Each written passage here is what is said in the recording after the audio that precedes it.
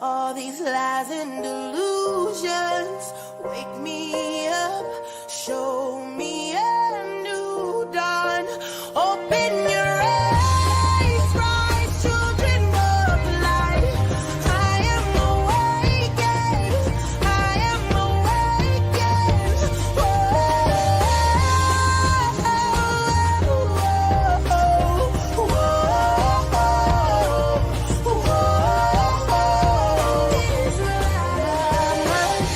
All these lies and delusions wake me up, show me a new dawn. Open your eyes, rise, children of light. I am awakened, I am awakened.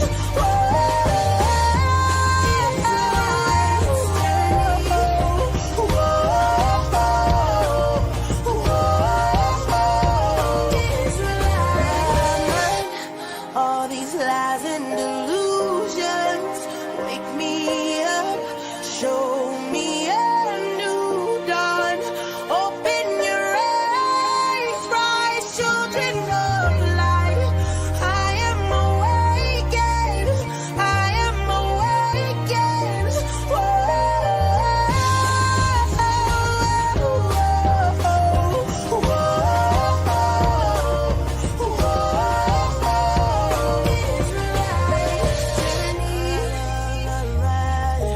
Clear my mind and my soul. Gave me a new mind.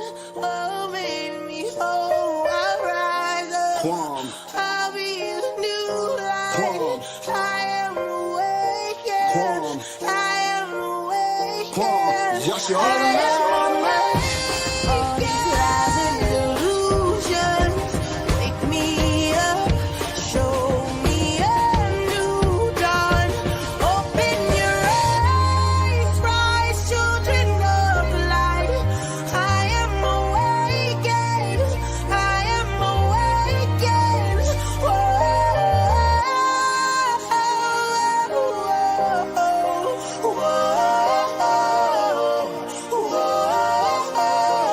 Israelite's journey.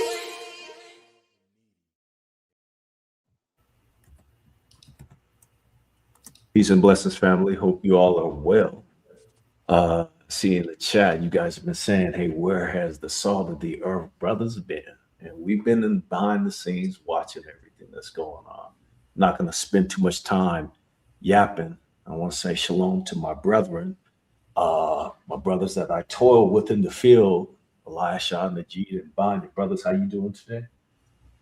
And Shabbat Shalom to all the Israelite family, especially to my elder brother, Brother Cleo, Brother C, that King Patron of the Royal Guard of Israel. Just pray everybody is blessed on this beautiful Shabbat day.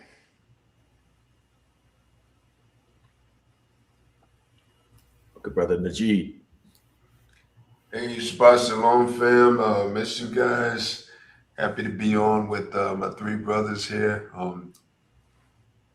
Just ready to get it in for our first Shabbat with the fam in a while. So glad to be here. Shabbat Shalom, family. Yeah, as always, it's always a good thing to be here. Always great to be with my brothers and, fellowshipping with my people, discussing important topics. We're going to dig in on this one today. Shabbat Shalom and blessings to everyone. Somebody grabbed that precept where the brother, when we was talking to Mashiach, one of them said, it is good for us to be here. That's what he said. Pretty awesome.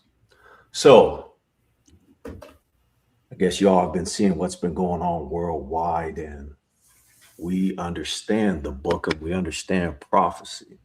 And quite frankly, throughout the whole earth, we're the only ones that understand the book and the only ones that understand prophecy. Why do I say that? Because the book was given to us. Why else do I say that? Because those are our ancestors that are written in that book. Make no mistake about it. And if you ask someone what's going on, they will say that, oh, we're about to go into Gog and Magog. Oh, we're about to go into Armageddon. But that is not so, because they are unlearned. Somebody find that scripture where it says you err or err for not knowing scripture. You are in complete error. And if you don't know who the people of the book are, guess what? Your eschatology is going to be off, and you're going to be like a train running down the track, and you're going to crash and burn. Matthew 17:4. Then answered Peter and said unto Mashiach, Father, brother, it is good for us to be here. That's amazing that brother said that when he was walking with Mashiach and talking with him. And we thank you, big brother, for the work that you did. So based on what's going on, and we're here to talk about this quote war that a lot of people have misconstrued as being something.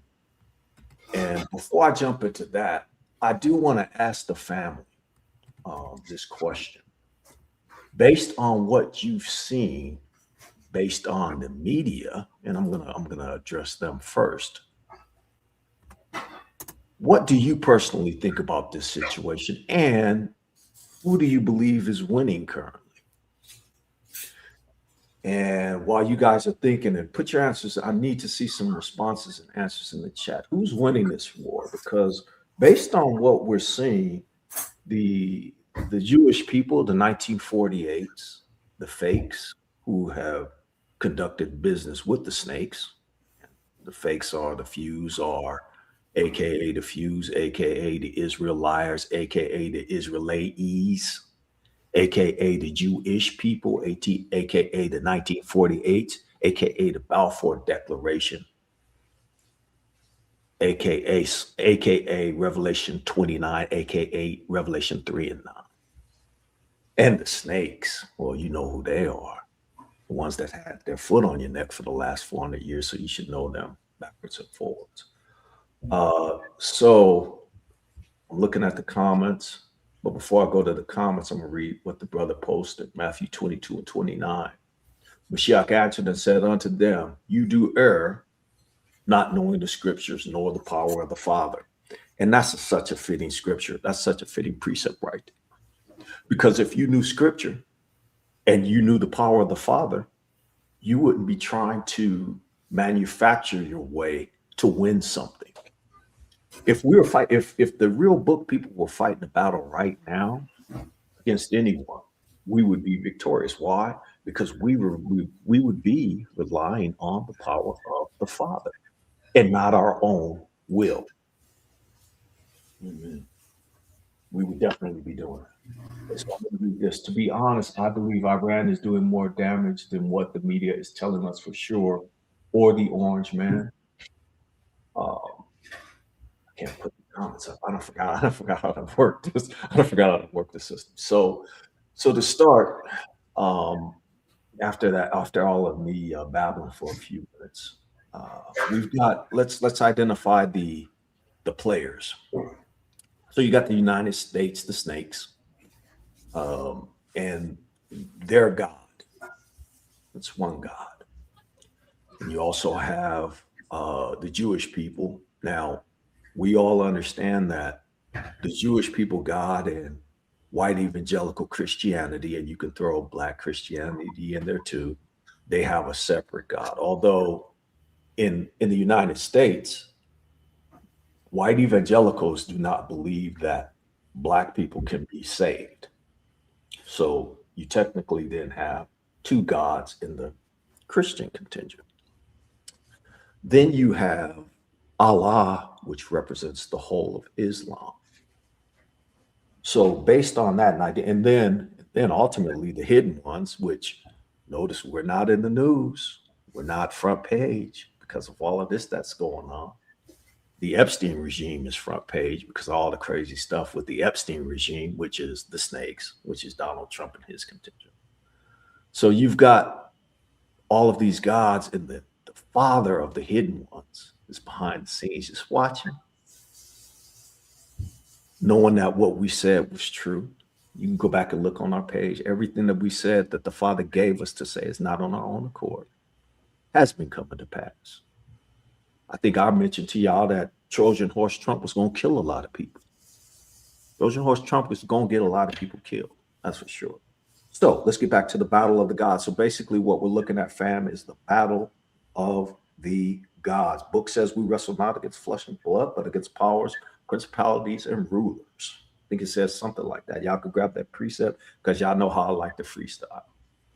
So because of that, this spiritual battle, it's this battle that happened in the invisible. Somebody grab that precept where my ancestor was saying, they said that the entity said to my ancestor, hey, I would have got here, but I was battling with the Prince of Persia.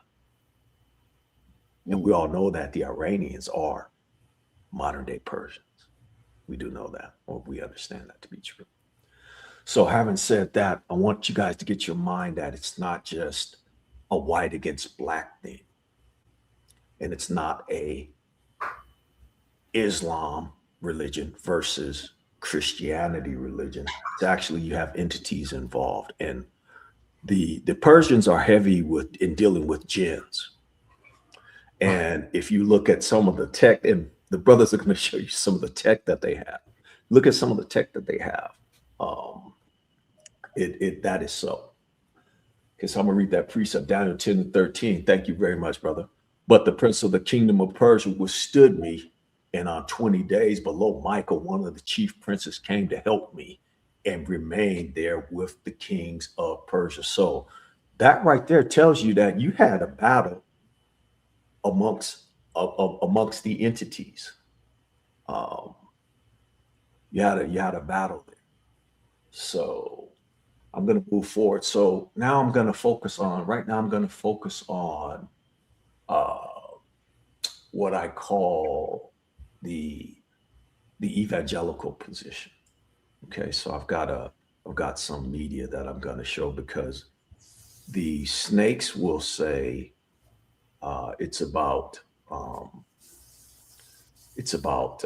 snakes will say it's about uh, the other side is being fanatics, and they'll say that it's for them it's about their crazy religion. But I don't know if you guys heard this or not. Can you guys see my screen? Let me know if you can see Yeah. the screen. Okay, so this is not a video. This is just an article. I'm not going to read the article, but I'll just paraphrase. So U.S. troops told Iran war will bring about biblical times. So now we're not dealing with the God of the Hey, Jewish people. hey, Dealing hey, with big bro. Go Were ahead. you trying to share the screen? Yeah, can you see it? I don't see it. No. Okay, I'm gonna stop sharing. Let me know All when right. you guys Put can it see put it it. up there again. Put it up there again. I I'll think try I've again. seen it. Okay, let me I, go share I think I screen have to and add it here. share, and then I'm gonna go right there. Share. There we go. And I'm out of practice too, bro. I'm So gonna add that to I the could have screen. definitely did something wrong. There we go. No, that wasn't you, brother. Okay, You good? we good? Yeah. Okay, so this is that demon Pete Hegseth. Pete Hegseth, you guys seen him before. He's running around with white supremacist tattoos of the Crusades and the four iron crosses and all that wonderful stuff. But the U.S. troops, so Hegseth and the U.S. troops have been telling the troops that this is a holy war. So they're talking about their God. They're in a little g, the entity that they deal with. Um, as war in the Middle East enters into its second week, U.S. military officers are holding prayer meetings at the Pentagon and telling soldiers that the war in Iran is a religious war mandated by God and intended to bring nearer the day of the rapture.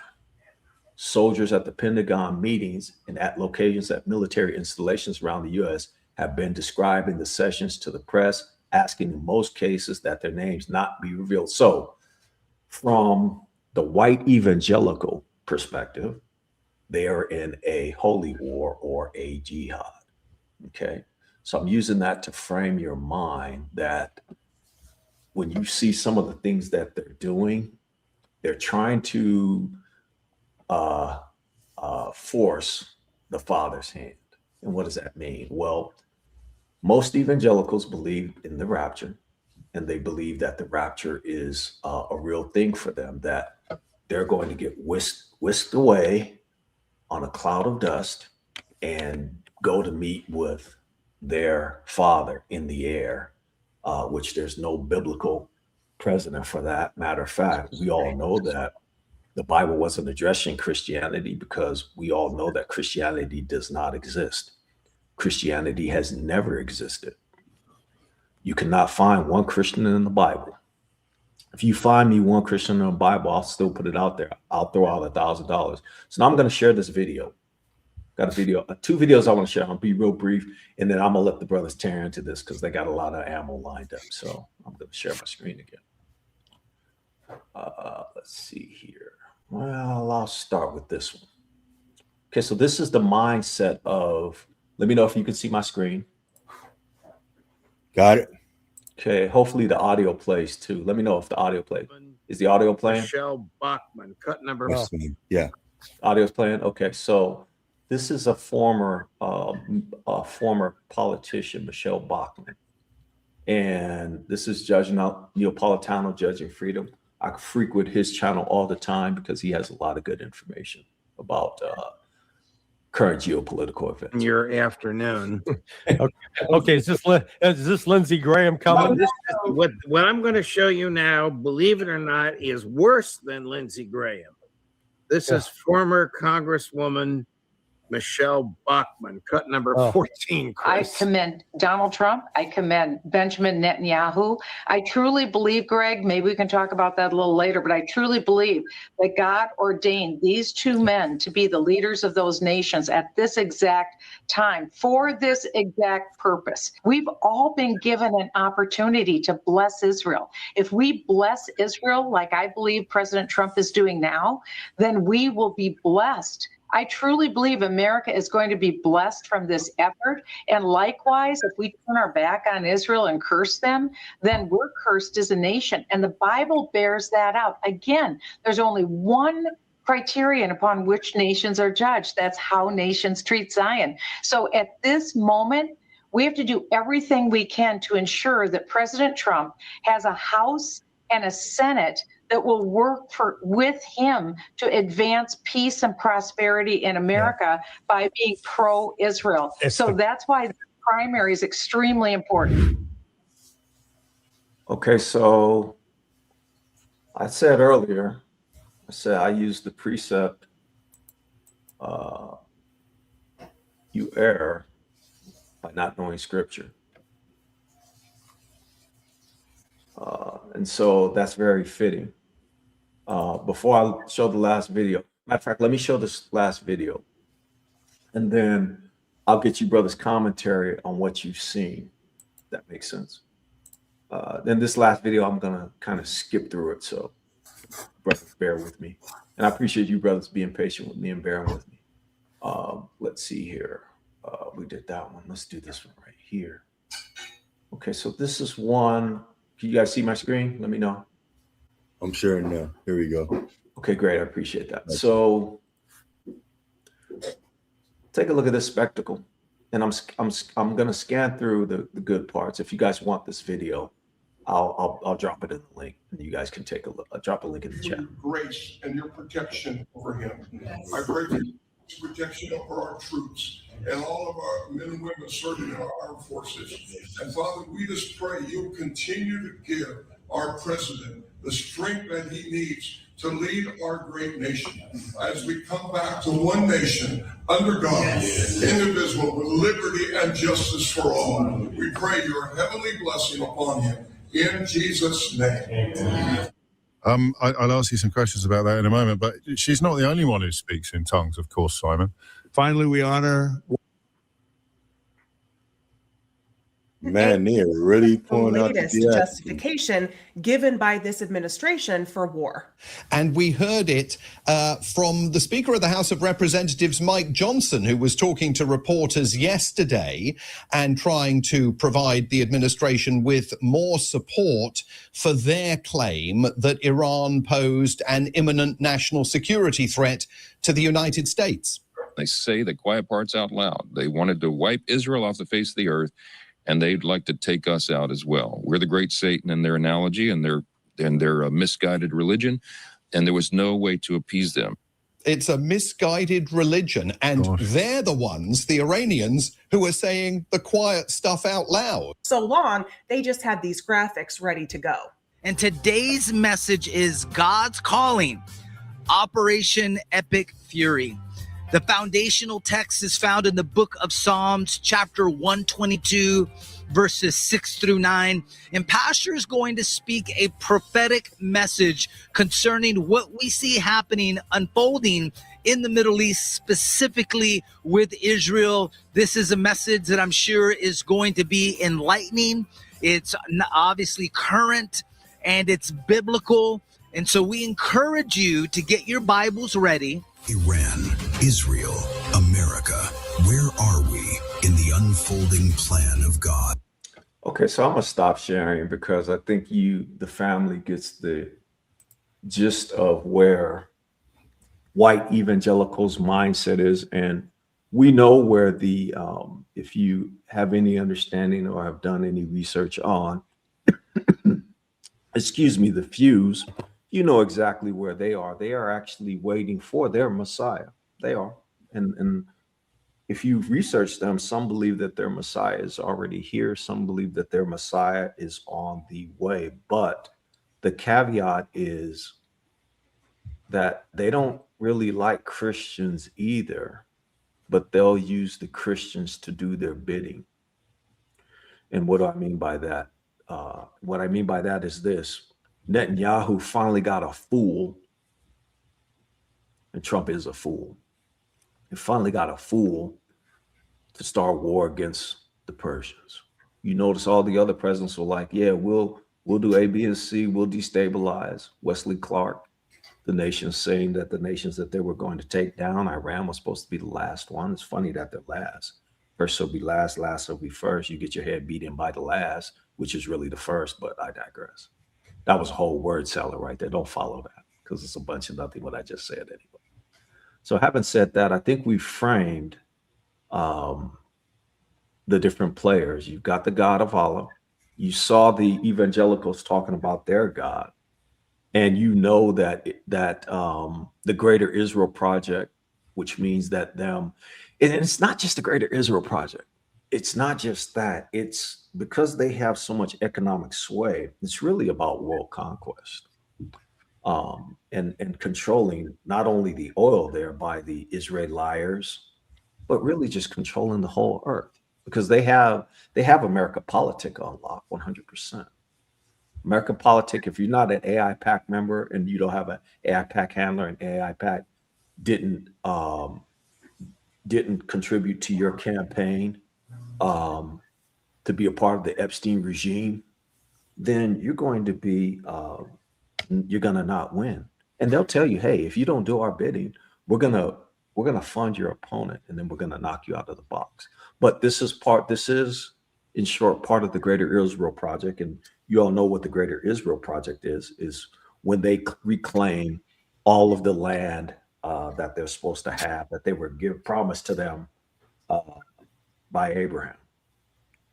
So I'm going to ask this question, and I'll be asking this question later on. White evangelicals, Allah for the Muslims, God for the Christians and the white evangelicals, Allah for the Muslims, and Lucifer for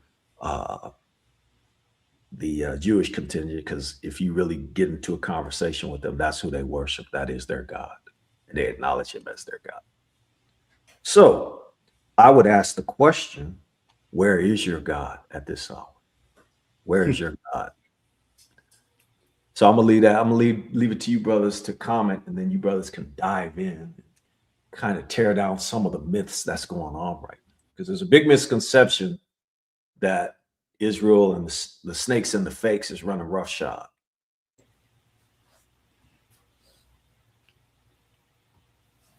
Well, the elder brother, he brought up what God do they serve, which is definitely a great question because we use the word God.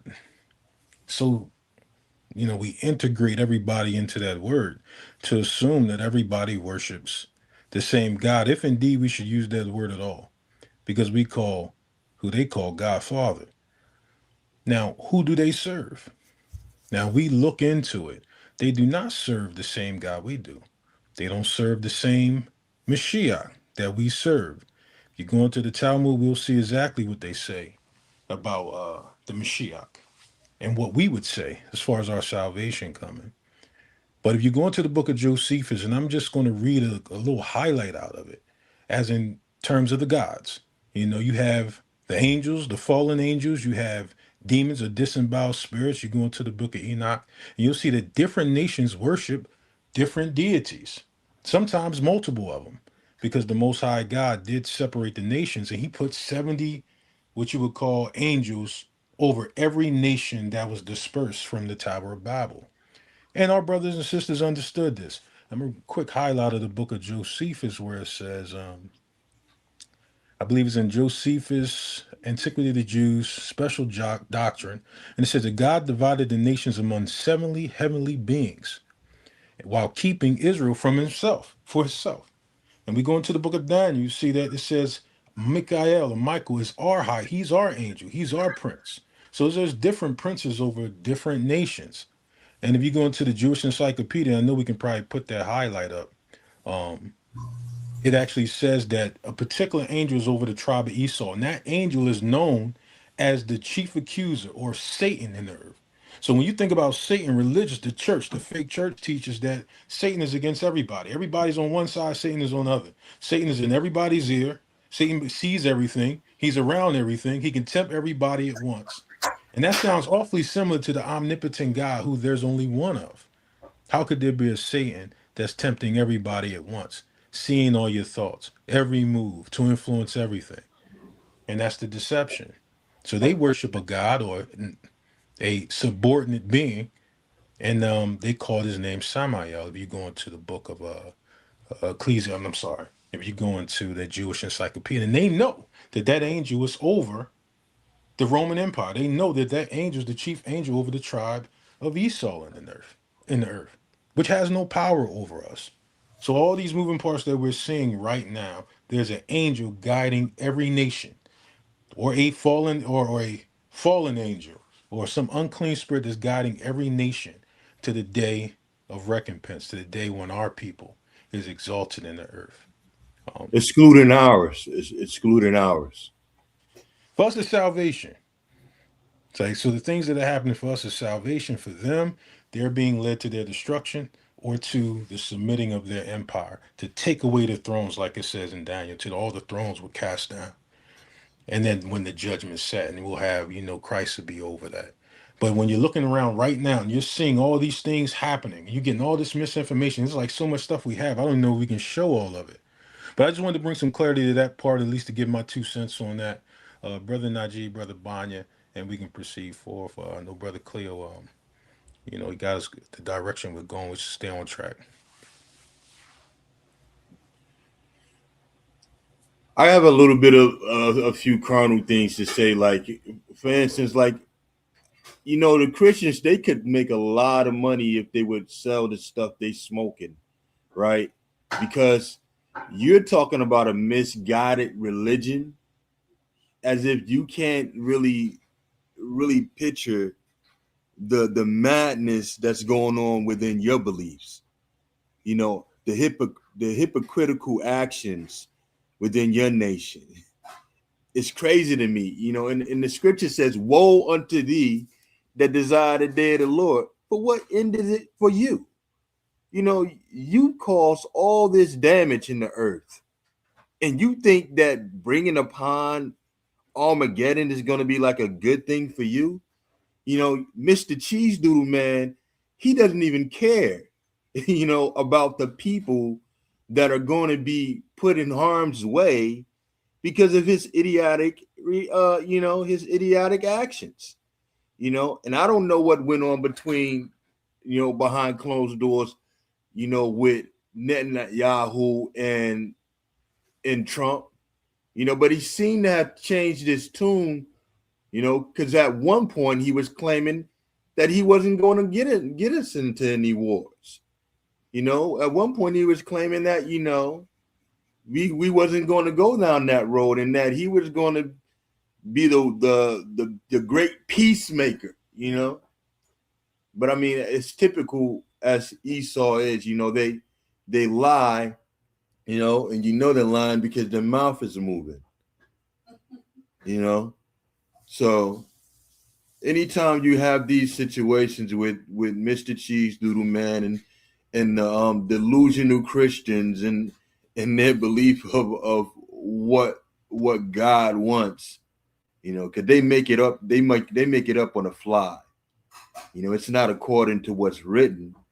You know, they feel as though they're the originators of the scriptures for some reason. You know, when their mutation hasn't even been in the earth that long. But that's all I have to say for now. Yeah, thanks, Brother Bonnier. I want to take us all. I'm gonna share my screen real quick, just very fast. Just want to take us all to something our brother Cleo touched on just a little while ago. Just read this out, just 3 verses, and then tell you why I'm reading these 3 verses. All right, Daniel 10, verse 11. And he said unto me, O Daniel, a man greatly beloved, understand the words that I speak unto thee, and stand upright. For unto thee am I now sent. And when he had spoken this word unto me, I stood trembling.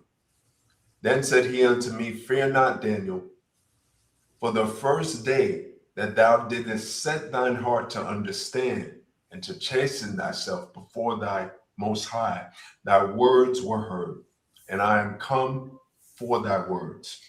But the prince of the kingdom of Persia withstood me 21 days. But lo, Michael, one of the chief princes, came to help me, and I remained there with the kings of Persia. I'm going to read one more verse. Now I am come to make thee understand what shall befall thy people in the latter days, for yet the vision is for many days. So I want us all, including the brothers on the panel with me, just to put ourselves in the place of Daniel right now, because we are in Babylon. We are in the daughter of Babylon. We are in captivity, and these are the last days, and these prophecies are coming to pass. And now just think of the world that we can't see, but we know is there, right?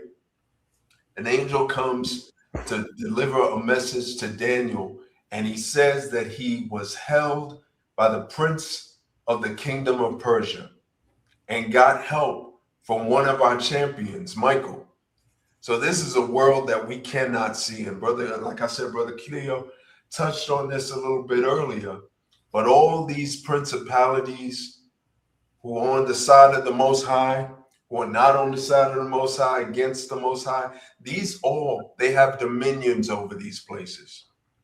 And as you all know, this war is kind of spreading. I just heard a little bit today that people in Indonesia, the leader of Indonesia had decided to join the, what is it called?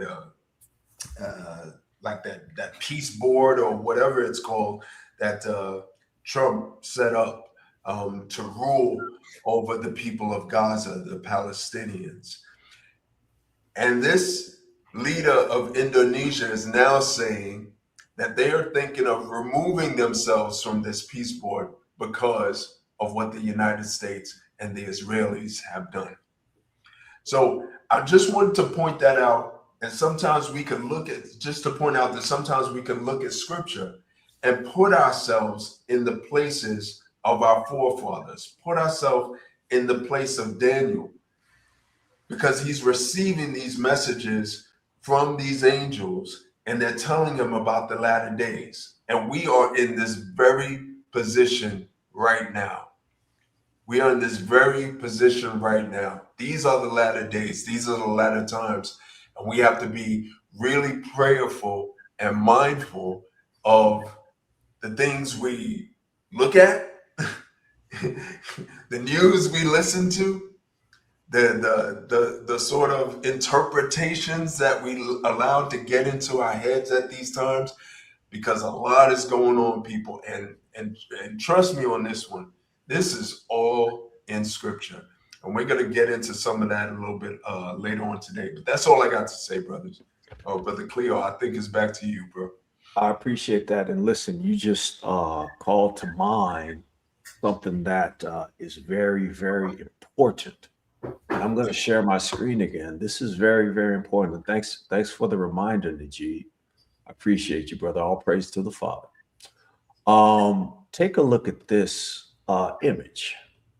And you mentioned the board of peace that Trump created. So they're not going to let me see the image. I see they playing their trickery. So we'll just do it this way. Can you guys see my screen? Yeah. Okay, so look at this. This is the board of peace that Najee touched on. Somewhere in the book it says they say peace and safety, and then what? Sudden destruction, but I digress. So if you look at the board of peace, look at all the faces, all the individuals. What's missing? Is there something missing? Or you got a couple of females in there. You got a couple some Arabs. You got a Indonesia Filipino looking guy. You got a Indian. The people that make up 70% of the world's population. So if you talk about a board of peace, shouldn't you have representation from everyone on the earth? There should be, if you're going to really truly have a board of peace, there should be one individual representing every so-called nation on the globe. But we know that there's only really 19 nations, but that's neither here nor there. According to the Book of Nations, there's only 19. But if I look at this picture, there's no way that you can be talking about you're having a board of peace that you have to pay $1 billion to be a part of. Shouldn't peace be something that is organic and it happens based on relationships and based on communication? That's not barbaric and not knuckle dragging and not warlike. When I say knuckle dragging, barbaric, and warlike, the first thing that should pop into your mind is stained glass or someone that looks like him, a flower child or a hippie. Or you could pick one of the guys in front, Witkoff,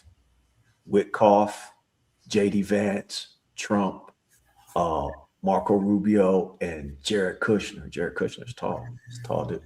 You could pick any one. You could pick any one of these guys, and they would fit that bill because they don't. Trump, we know, doesn't even believe in their version of Christianity.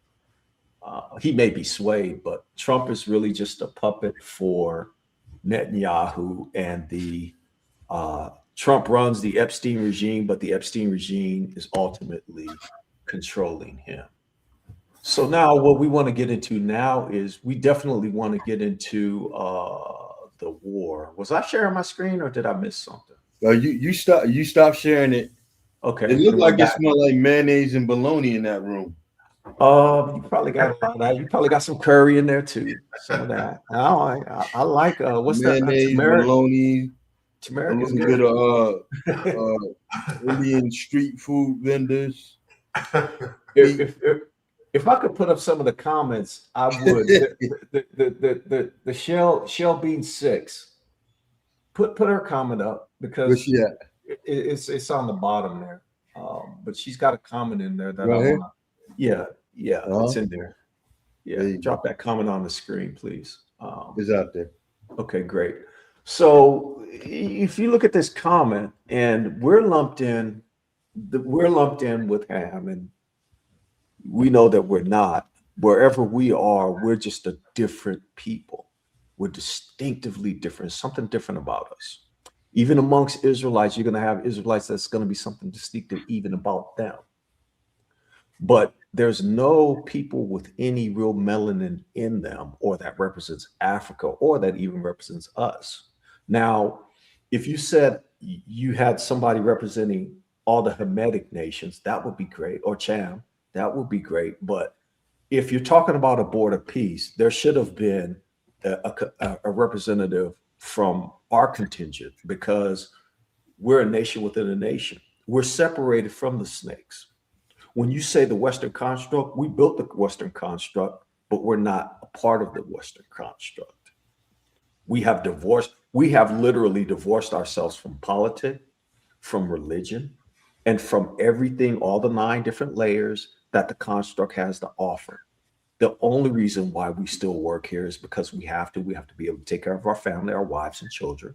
But other than that, we would be like, man, let's get the heck out of here. Oh, by the way, I want to mention this too. There's nobody going to disappear on those spaceships. And that's not a slam dunk against nobody. That's just a mic drop against somebody that's telling you spaceships. Oh my you God. not disappearing on no spaceship. But it's okay though. It's Nobody okay. getting beamed up to Scotty. No, you're not getting beamed up. There is not gonna be no rapture. You're not gonna be with Charlie Brown and them getting raptured, or no Great Pumpkin, or none of that. The Great Pumpkin is not coming for you this hour. Guess what? You're gonna have to sit your monkey ass down and take it just like everybody else. Your brother Cleo. Go ahead, I'm bro. sorry. I just wanted to say to ahead, you, while you on that subject, ain't that how they motivating these so-called snakes military, telling them they're gonna be raptured and they fighting for God? Yes, sir. Yes, sir. Hey, bro, I think it's fitting that nobody's there that look like us. That's a good point, bro. That's a good point. Because again, if you say the hidden ones, and that's a very powerful phrase, you will not be present or prevalent in theory in anything. And even to the point whereas if I look at who is the most culturally influenced entity on the earth, the people that influence worldwide culture the most are the Israelites here in the snakes. You can go everywhere in on the globe, and you're gonna see our influence by the way they dress, by the way they talk, by the way they attempt to walk, by their music, by how they attempt to live. They want to mimic us. If you could turn on, if you do watch television, look at television and listen to the vernacular. They're always trying to be, quote, cool, because they know we're real swag, and I'll use that term, where that really comes from. Our essence is powerful. It is. Just our very being. When we walk into a room, we command every time. So let's dive into this war, because I believe that's what people want to know. I asked the question earlier, who do we believe that's winning? And I'm going to tell you that it's not what the media has been showing. And so we probably have, I think amongst the 4 of us, if I said that we had 100 pieces of information to look at, I wouldn't be lying. So what I'm going to do is I'm going to have the brothers take over and just start bombarding you guys with the information when it comes to this particular war, because the media, CNN and Fox, have been lying to you. They've been showing you a one-sided affair. And case in point, how people think and believe. I had a conversation with one of my older brothers yesterday, and he's a Christian and he's a pastor, and that's how he rocks out and moves. No slam dunk against the religion that never was. No dunk on them. I don't dunk on the religion that never was, because there never was a such thing as Christianity. But I digress. So my conversation with him was, it kind of went something like this. He had his understanding, and he had his understanding that the fakes and the snakes, or the snakes and the fakes, were actually winning. And every point he made, I was able to rebut that. And he walked away with a whole well of knowledge that, hey, you know what? I can't trust CNN. I can't trust Fox, which he doesn't prescribe to Fox. But I told him, I said, look, this is not where you play, and you haven't been doing a dive. There's a lot of information out there. And typically, if you see an Edomite, Esau, the Iceman, anybody that believes in stained glass, and they're either talking about religion, or they're talking about what's going on in current events, or they're even talking about world geopolitical stuff, they are lying to you 100%. So this show is going to tear down some of those lies, and it's going to coalesce everything together. So I'm going to turn it over to you brothers and let you brothers just, whatever medias that you have, throw media up, and then we can talk about it. I know you guys got a lot of powerful stuff, because we've been sharing stuff for what? I think even, I don't know if we were doing stuff on the 12-day event, but we were definitely, we've been sharing a lot of good information. So the brothers got a lot of good links for y'all, and this is going to be an awesome discussion. So I'm gonna let you brothers take it away and just start dropping bombs on. Thanks, Brother Cleo. Hey, Brother Elisha, you got anything you want me to drop? Yeah. Before we drop that, because we have been discussing and discoursing on so many aspects of these things. I mean, we've been shooting information left and right. All praise be to the Most High. Let's grab some up in the manuscript to set the stage. Go to Isaiah the 13th chapter, and we're going to just read from verses 17 down to 19, and we're going to show some videos as affirming the very thing that we're seeing in the manuscript. Isaiah 13. We'll do, bro. Just let me share my screen here. Give me a sec. I'm gonna send the video to your email so you can post that up. You could just put it in the private chat, whichever's easiest for you, bro. Yeah, y'all, I'm running down with secondary electronics right now, so it's going to have to go to your email, my brother. Yeah, sounds good. Don't pull my car like that no more, Locke. I won't do it in public again. All right, just in private, brother.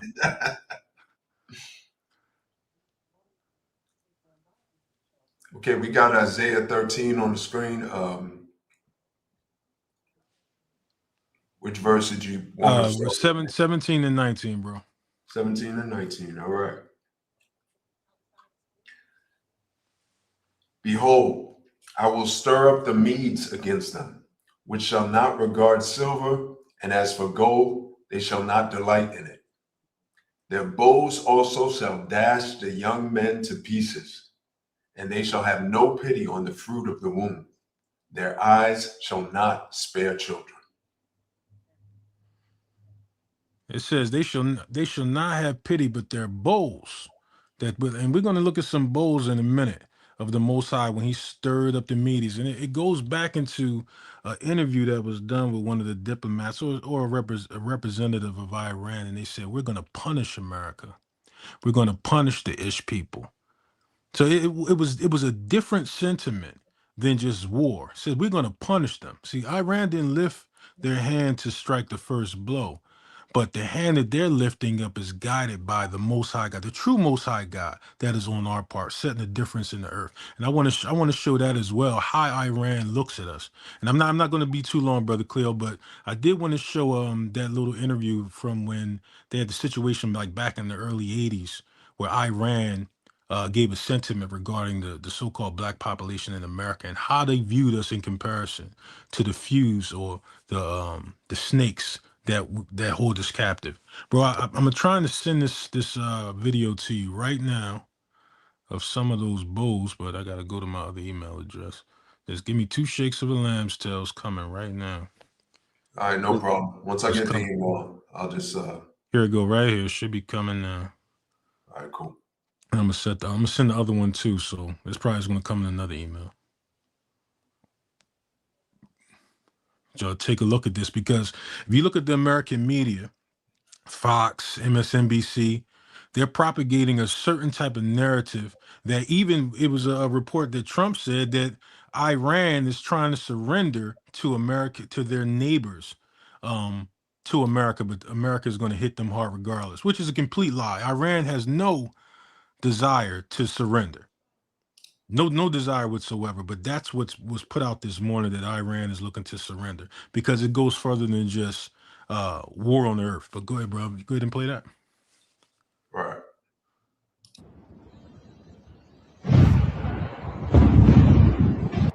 But just started from the beginning. Here we go.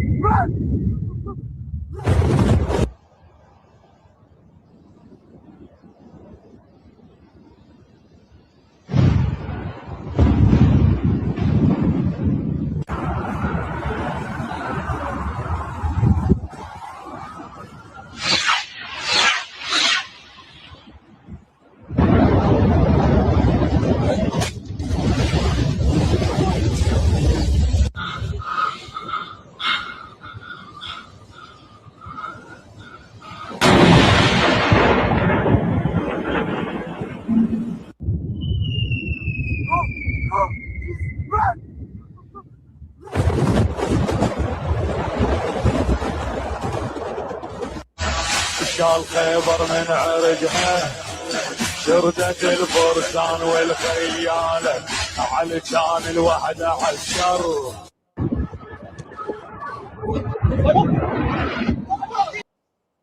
Now we got if you look at that, go back to Isaiah 13 again and read that again, 17 to 19. We get looking at the beginning stages of this war, and it's not even close to being over when you have Russia and China now openly saying that they're in support as far as intel goes and weaponry. We ain't talking about them buying weaponry. We're talking about being supplied with state-of-the-art weaponry. We're talking about nuclear power weaponry. Not saying that they're supplying them with nuclear power, but from a country that has nuclear capabilities. But read that again, bro. Their bows also shall dash the young men to pieces, and they shall have no pity on the fruit of the womb. Their eyes shall not spare children. Now you stop right there, brother. We recently had a report that it was a school destroyed, a young female school in Iran, where it's come to light that America is the one who more than likely was responsible for that. And openly, that would be a war crime. So let's just look at the statistics. Netanyahu has a warrant by the International Cricket Court for war crimes. Now we have the Trump-led regime or the Epstein regime, who now has just committed a war crime against the Iranian people. Now this is galvanizing nations against the snakes. You got countries leaving agreements with the United States due to the fact that Iran is saying if you have any interest of American interests as anything inside your country, Iran is targeting your country. You got countries literally withdrawing contracts with the United States, so Iran won't target that country, at least particularly the part where the United States is operating in.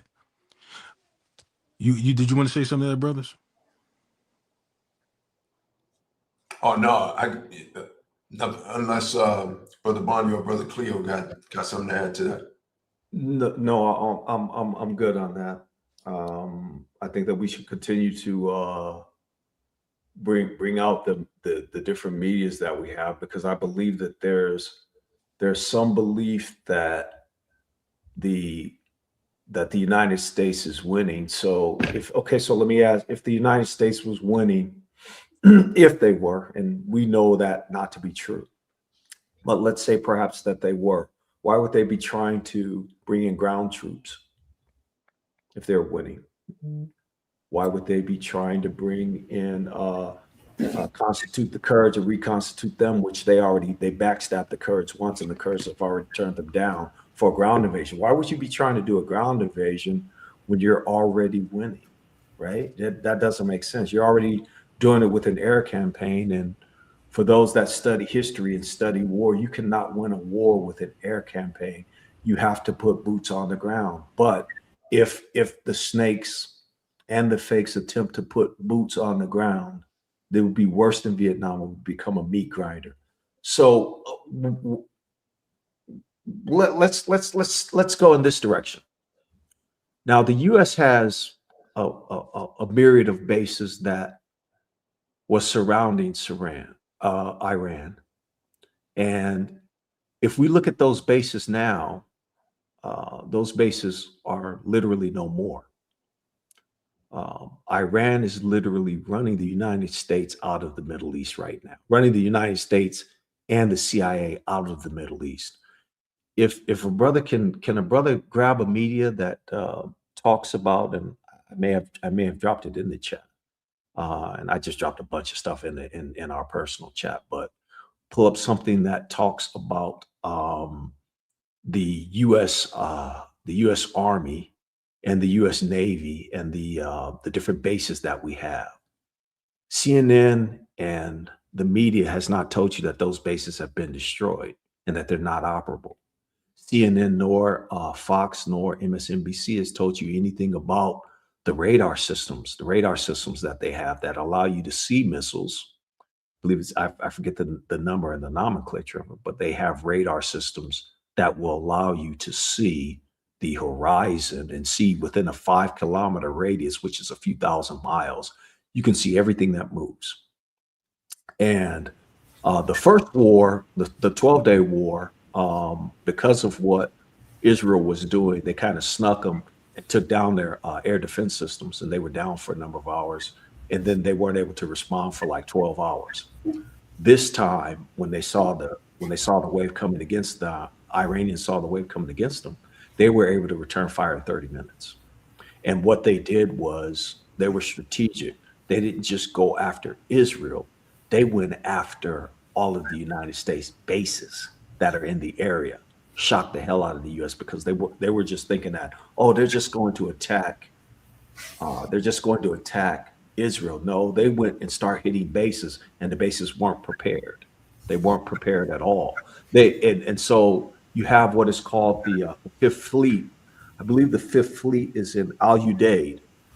I believe it's in Bahrain. That was completely decimated and destroyed. But all of those bases that were originally used to attack and to plunder the Middle East, and those bases were kind of like used as a protection. You know how mob bosses would have you pay protection to protect your interest. So those bases would be basically used to scare off other Middle Eastern countries from attacking other Middle Eastern countries. So it's kind of like you paying the tax, you paying the mob boss, giving your percent, and then they would make sure that you're protected.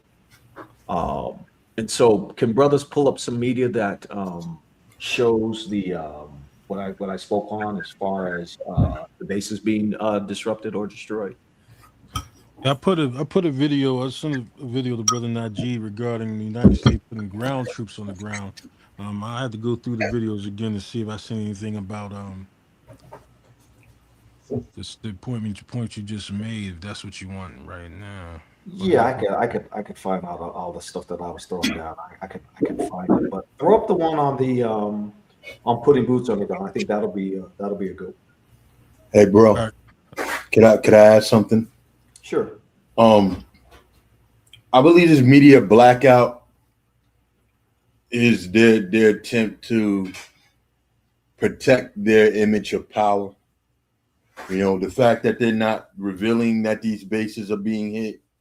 You know, I think they're doing that because they don't want to shatter their illusion of total supremacy around the world, that nobody can stand up to the might of the United States or the might of the small hats. You know, it could be really demoralizing for troops also who they want to get into the war, to think that they're going into a situation where they're going to get bombed. Which would be normal. It would be normal if they wasn't always claiming that they're so big and bad. But they're ending their own reign by stirring the Medes. And it's like they're intentionally trying to self-destruct themselves. Go ahead and play that video. Yeah, just I'm about to play this video that Brother Lasha sent me. But just right before I do that, I just want to kind of stress part of what I see. The strategy that the Iranians are using, to me, just seems absolutely genius. Because even if their supplies, let's say their supplies, their warheads, their missiles, even the we keep categorizing them as cheap drones that they seem to have millions of that they keep using. Even if these things get depleted, they now put themselves in a place with their neighboring countries to start to help their neighboring countries to understand why they did what they did in attacking, or the seemingly attack on their neighboring countries. With that apology that just came out, they kind of set the stage for their neighboring countries to now kind of understand, okay, you will only attack us if we allow the US or the Israelis to attack you from any of the bases that are in our space. And so for them not to cut those attacks off or say, hey, wait, US, hey, wait, Israelis, we can't allow you to do this anymore, because now this is just going to destabilize our region more. And you're away from our region, United States. You don't suffer what we suffer. So the idea of that, and I just saw that report today, the idea of that is genius. And although Iran as a whole, they just, we all know this, they worship another, they don't worship the Father that we worship. They worship a God that we don't worship. Nevertheless, the Most High is using them to bring about the destruction of the Israelis and ultimately the destruction of the daughter of Babylon. So I just want to put that in there. Brother Lasha, go ahead and play this video. Should I just hit play, or you got something you want to say first? Yeah, that's a video brother Cleo put inside the chat about ground troops being put on the ground, so you can check that out. Okay. Let's I found the ones that I had. Let's play that after I show the military bases, because it'll help kind of frame what's going on with the need for even wanting ground troops, right? So I'm going to share my screen when I get to the proper link. All right, sounds good. And then we'll show that after. I was able to find what I was looking for. Let me make a comment to Brother Najid's the assertion that he just made about some of the ingenious tactics that Iran is using. I had saw a video where Iran actually painted the outlines of the jets on the ground. And this is the incompetence how the Bible says is there wisdom ceased in Esau? Is there no more knowledge in team? I'm paraphrasing. That the fact that their so-called computing or weaponry, they couldn't even tell that they were shooting or destroying a painting of a jet and not the jet when they dropped the bomb on it. Like, their radar didn't tell them that. Nothing within their quantum computers told them that this was not an actual object, but a painting on the ground that they sought to destroy. And the United States spends millions and millions of dollars on some of these bombs.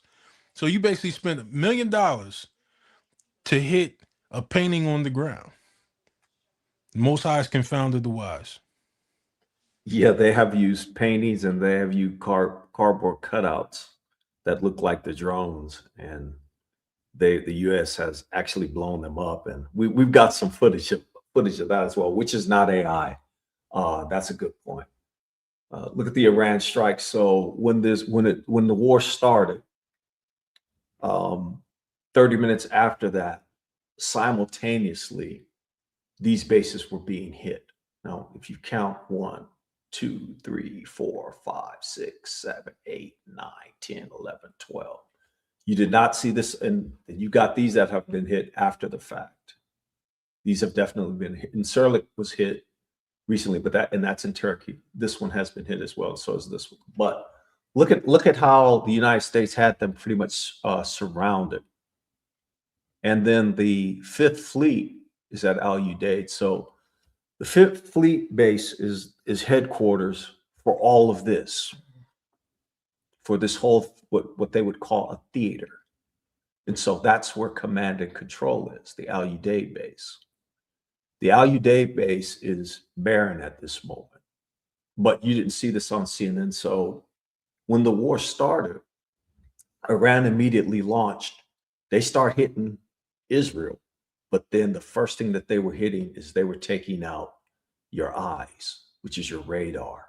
They've taken out 5, 6, or 7 main radar systems that basically blinded the snakes.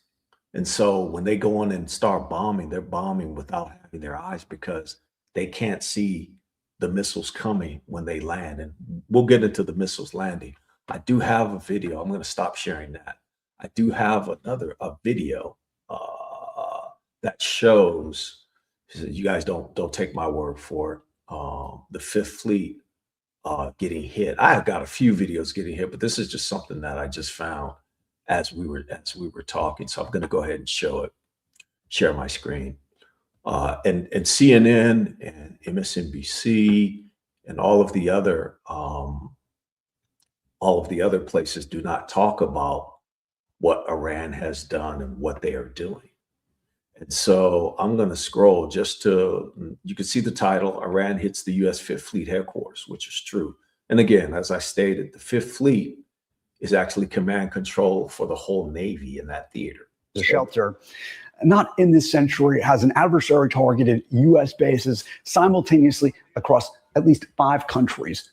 Let him tell the story, because I'm obviously wrong. And this is coming from Scripps News, and they actually reported 7 days ago. That's pretty wild. In Tel Aviv that's used as a shelter, not in this century, has an adversary targeted U.S. bases simultaneously across at least 5 countries: Kuwait, the UAE, Jordan, Qatar, Bahrain. The latter, Bahrain. That right there, that's the Fifth Fleet right there. That's Fifth Fleet headquarters right there. You did not see this on CNN or MSNBC. Let's be careful. The latter, Bahrain, the most notable. Brother Cleo, you know that in Israel they have you getting fired. If any journalist reports any destruction to any of the interests of America, the Ish people, particularly the Ish people, they're giving them 5 years. So they're actually incentivizing that a lot of these reporters don't show certain footage. I'm not saying CNN and all them, but they are giving out 5 years for reporting anything that's hit, particularly I believe in Tel Aviv. And that's an excellent point, because that well, we know who owns the media here. CNN is owned by a few. MSNBC is owned by a few. CBS, ABC, NBC, all of those. MSNBC. What's the other one? Fox News. All of those places are owned by the fews. And so if you think about that, then if they say, hey, I want a media blockage, and they have, if you Google media not allowed to show damage in Israel, if you Google that, then you'll see that there has been a literal media blackout on Israel, because they don't want to show you how hard they've been getting hit. And I've got an ex CIA op video. I have him on video, watched him on video say that he has contacts with Russia, and that they're telling him that it's starting to look like Gaza. Now, it took a long time for Gaza to become Gaza, which looks like the Book of Enoch that Denzel Washington played in. Looks like that. So it's not going to be an overnight thing, but they're really, really, really getting hammered. And it's not just indiscriminate fire. No, they're taking out key military installations. They've been taking out the CIA and their installations, which the CIA does government stuff, but they're also a royal government in and of themselves. We can get into that discussion if you like. Yeah. Okay. Should we play the fair use? Yeah, I would. Yeah, let's definitely do that. I apologize for not doing that. Let's go ahead and run fair use. Run the fair use widget that we got.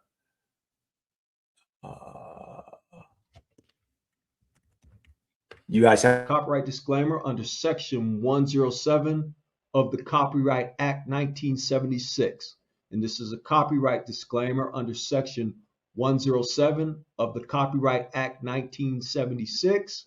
Allowance is made for fair use for purposes such as criticism, comments, news reporting, teaching, scholarship, and research.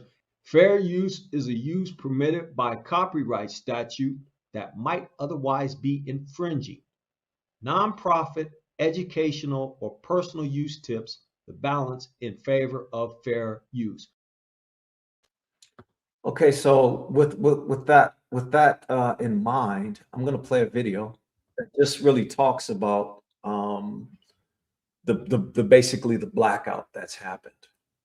let me get to it and share my screen. So there is definitely a concerted media blackout, not only through television, but even through the internet. You almost have to have a VPN connected to a Middle Eastern country to be able to see all of the stuff that has been happening. But make no mistake about it, and I'll say it succinctly, the fuses get their ass whooped. But it's not something that we didn't say that was going to happen, because we've been saying that, and it's according to prophecy. It's not like I'm a wizard or anything. But we've been saying that that nation is going to get sacked. I tried to tell my brother that yesterday, and he tried to say, oh, yeah, they're going to get the land. I said, no, they're not going to get the land, because if your eschatology is wrong, basically your eschatology being wrong, if your basis for who the people of the book are and are not is incorrect, your whole world is going to be turned upside down, and it's going to be wrong. And you're going to be wrong, and you're going to be caught waiting for a mythical thing called the rapture that we know doesn't exist.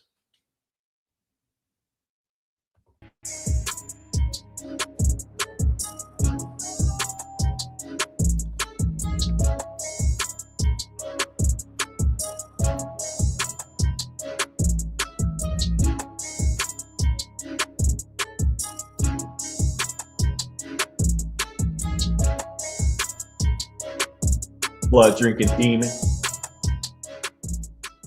A major media clampdown is unfolding inside Israel as Iranian strikes intensify. The BBC reports that new wartime censorship rules now prevent news outlets from broadcasting live during Iranian air attacks. The restrictions also block media organizations from showing images of cities under strike, marking a dramatic tightening of information control during the conflict.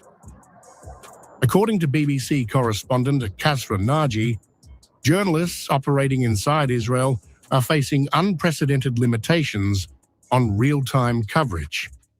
Under the updated rules, live transmissions during Iranian air raids are prohibited, and visual reporting from impacted urban areas has been sharply curtailed, fundamentally changing how the conflict is being reported from the ground.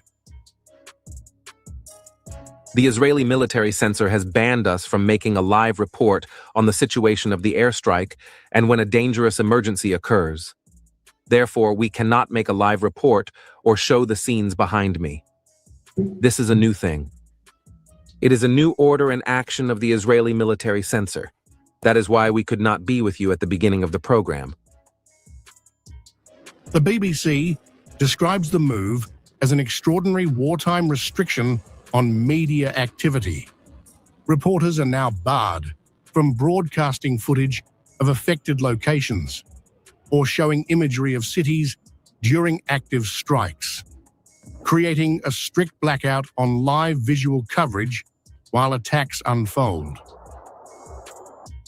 These restrictions come as the Iran-Israel confrontation escalates, with authorities imposing tighter control over sensitive wartime information.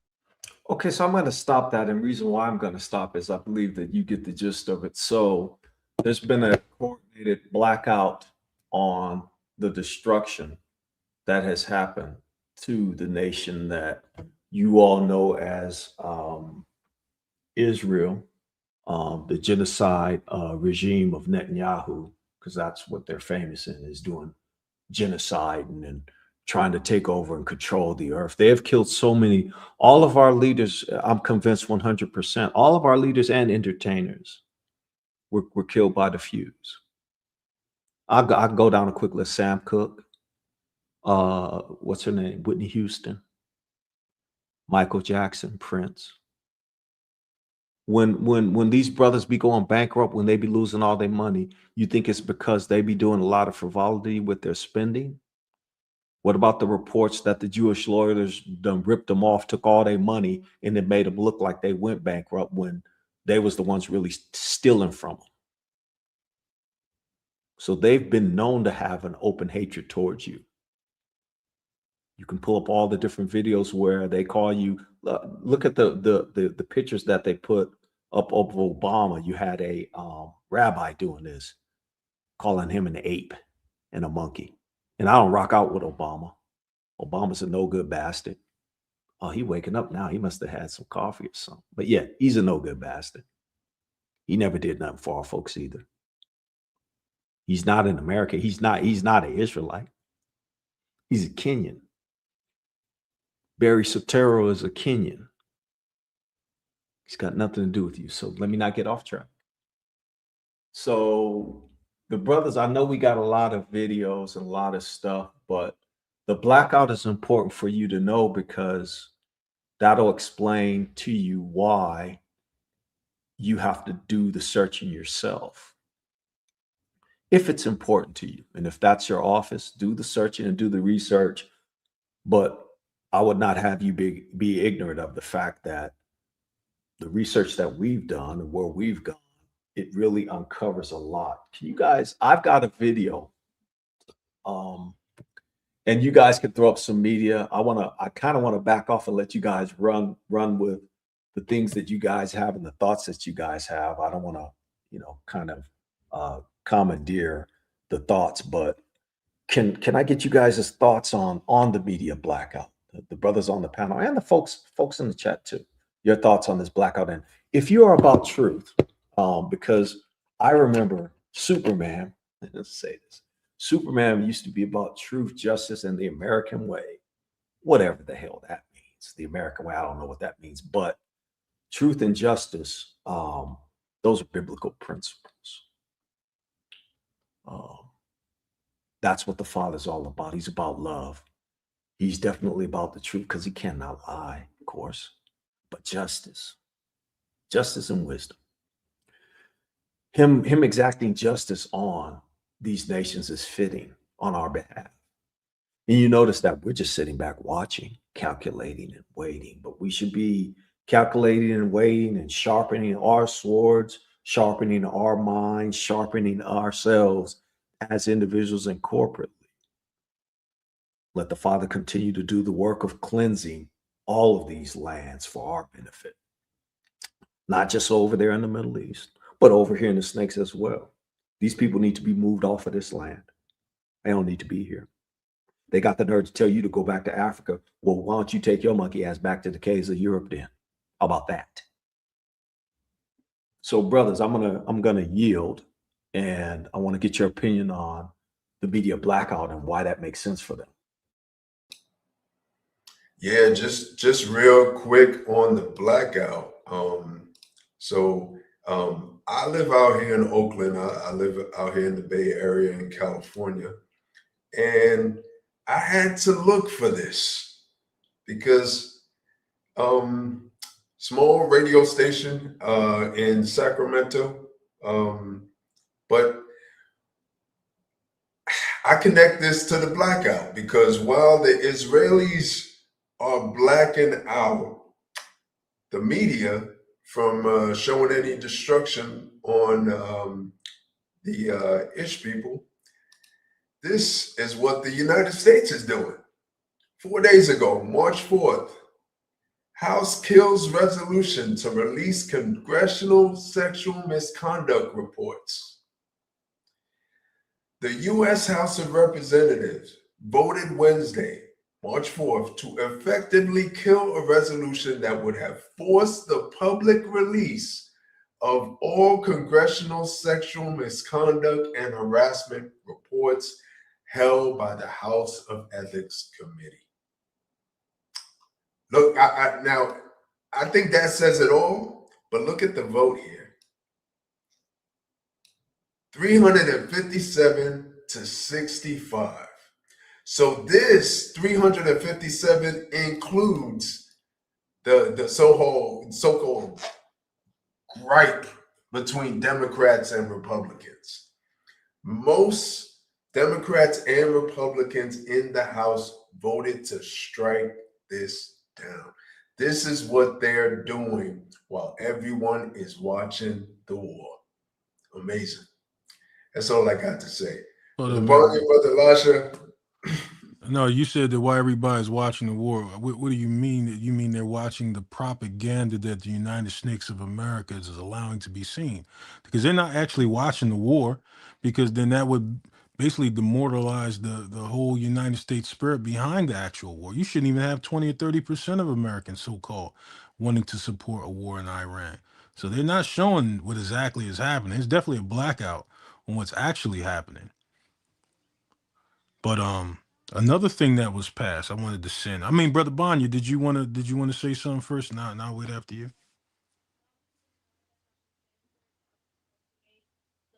No, Tui chimes in. No, you good, bro. You can go ahead. My bad. Oh, Brother Najee, I sent you a link. I wanted you to post up of Yeah, another bro. thing that passed while everybody was asleep. Yeah, I got two. So the one on the Ayatollah about black people, and then the other one. Which one do you want me to highlight? Let's do the other one. The other one first. We can come back to that other one. All right. Just the article that just passed. You're talking about the video you sent me? Nah, and there's actually an article that I sent you about the draft. I just sent. Wait. Okay. I just sent it just now. You sent it to my email? Yeah. All right, hold up.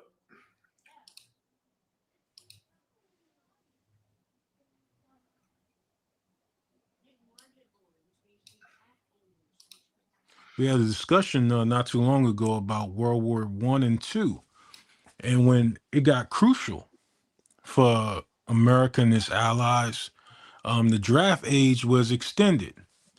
Well, anyway, we have something here that says House passes defense bill automatically registering men 18 to 26 for the draft. America says they're in it for the long haul, and now we know where they're going to get those troops from. They have officially put troops on the ground. Brother Cleo highlighted that a little while ago about troops being put on the ground and the need for it, at least according to what their need is to put troops on the ground. We see now who they're sending. Now, if it really gets bad, if you go back to was it World War I or II, where they extended the age at least of registered people that could be drafted was up to age 45, and I think at its most crucial time, I think they had it at 60 when in World War I. Not forced to draft, but I think that they actually registered you for it at the time. But these are things that they're not bringing out automatically when they're trying to get the support of Americans for this war or getting congressional approval for anything that they're doing going forward. I think they had a situation in Congress where Congress officially voted that Trump doesn't need to declare this a war for doing any of the things he's doing in Iran right now. But I wanted to post another video. So think about our children, Israelite children, being forced to go over there and fight for the very place the Most High is liberating us from. Grab up this video. I wanted to show this. I know we talked about it, but another thing too. The false flags. I don't know if brothers has seen that Yemen, now that it's a skirmish opening up in Yemen, I know they had some tensions with the Ish people, but Yemen supposedly caught 2 Mossad agents that were trying to plant a false flag to try to get other countries to join in with the Ish people and the snakes against Iran. One particular, I'm gonna send this to you now, brother. Give me 1 second. Let me just copy it down.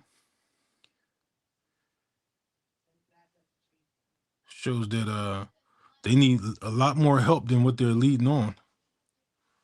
They're trying to plant false flags. 1 second, I'm sending it to your email now. Here it comes. And I want to show that I'm gonna send another link for this video I want us to check out. But it should be coming now, bro. All right, I'll put it up when I get it.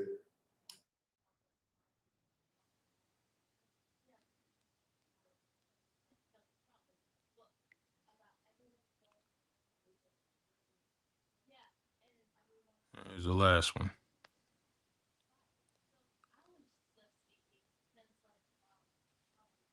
See it on the screen? Yeah, bro, you don't mind? You want to read that for me? Just in, UK says drones targeting British air base in Cyprus did not originate from Iran. British media claims Israel carried out false flag attacks on UK, France, and Turkey soil or air bases to drag them into the war with Iran. Now, some of the reports I saw is that they actually didn't get a chance to carry out these attacks, but that the plan was in play to make it look like Iran had attacked these particular places. And the interesting thing, if you go on CNN, is actually talking about they had the report that Iran, goodness gracious, was that Iran had attacked civilian targets in some of those places where United States bases were at. Iran didn't attack any civilian locations, but particularly those bases. But the United States is trying to propagate that that Iran is targeting civilians in places where the United States has its interests, which is not true. And I believe that the Iranian, one of the representatives came out this morning and said, listen, we're sorry to all our neighbors. We were only attacking their interests or their particular bases to clear up the matter. I don't know if brothers heard about that. Yeah, I definitely heard about that. I mentioned it a little bit earlier as part of this strategy that I believe Iran has that's kind of genius in my opinion. Yeah, but the whole thing is that this is a prophecy blueprint. Like all these things that's happening all over the earth right now is a blueprint of where we are at in prophecy. This is so that we don't have to be relying on Christians or even Muslim interpretation of the Quran's view of prophecy. They have a whole nother idea of what's supposed to happen. One world governments. Some cats we getting beamed up to Scotty. You got raptures, you got all these things, but if you look at the footprint of what's supposed to happen in prophecy, you check out Isaiah 13, you check out Revelations, you checking out Jeremiah chapter 46 to 51. You're reading exactly what should happen step by step, what's supposed to happen in prophecy. But go ahead, bro, let's play this video. Could you explain to me, how do you think the Iranian military strategy is now playing out? It's working quite well. Iran is hammering the Israeli regime in retaliation for its atrocities and its unprovoked war, and is hammering U.S. positions across the Persian Gulf region for its atrocities and the unprovoked war. And there's been no let-up in Iranian responses, and that is because Iranian missile and drone bases are all deep underground and inaccessible to the United States and the Israeli regime. And that's why they take revenge on ordinary Iranians. They've been bombing Tehran and other cities, destroying homes, destroying Can you hospitals, stop right there for a second? destroying schools. Okay, so I just want to make a quick point. So here's what most people and even the United States misunderstood, but they knew. They had an inkling. Iran has been preparing for this since, I believe, around 2000 and probably even before that. But they've built underground cities underneath the terrain, and we can pull up the videos where they show that they've been creating missiles and drones. They've got hundreds of thousands of drones in these underground cities and a lot of ballistic missiles. Now, the interesting thing is that what they were currently firing in the 12-day war was old stock. And this is Professor Mohammed Randi. He speaks a lot about Iran, and I'm familiar with a lot of his work because he's been speaking on a lot of different things. But they have been constructed and built for just this occasion because they knew at some point down the line that they were going to have to fight the United States. You don't get this in the media. You don't get in the media that they've got underground cities and they show them driving through and you can see all the missiles that they have. So when the United States say that they've destroyed something, that's a lie from the pit of hell. When you see all the bluster from Donald Trump and Hegseth and all those people talking about, oh yeah, we're going to do this and we're going to do that, we're going to do this and we're going to do that. that should remind you of someone on the streets, how the person who had the loud mouth will be the first one to get punched in the mouth. So go ahead and continue, bro. And then Before you, after you guys finish these videos, I got some videos that's gonna make y'all laugh. Elisha, I found a video of the painted on the ground and a brother talking about that. I found that, so I want to show that, and then I also want to show the Israelis how they're crying right now. I just wanted to support something you just said about the lies that they propagate. Just a few months ago, supposedly when the United Snakes of America and the Ish people dropped that payload on Iran, they said they set back their nuclear program for many years.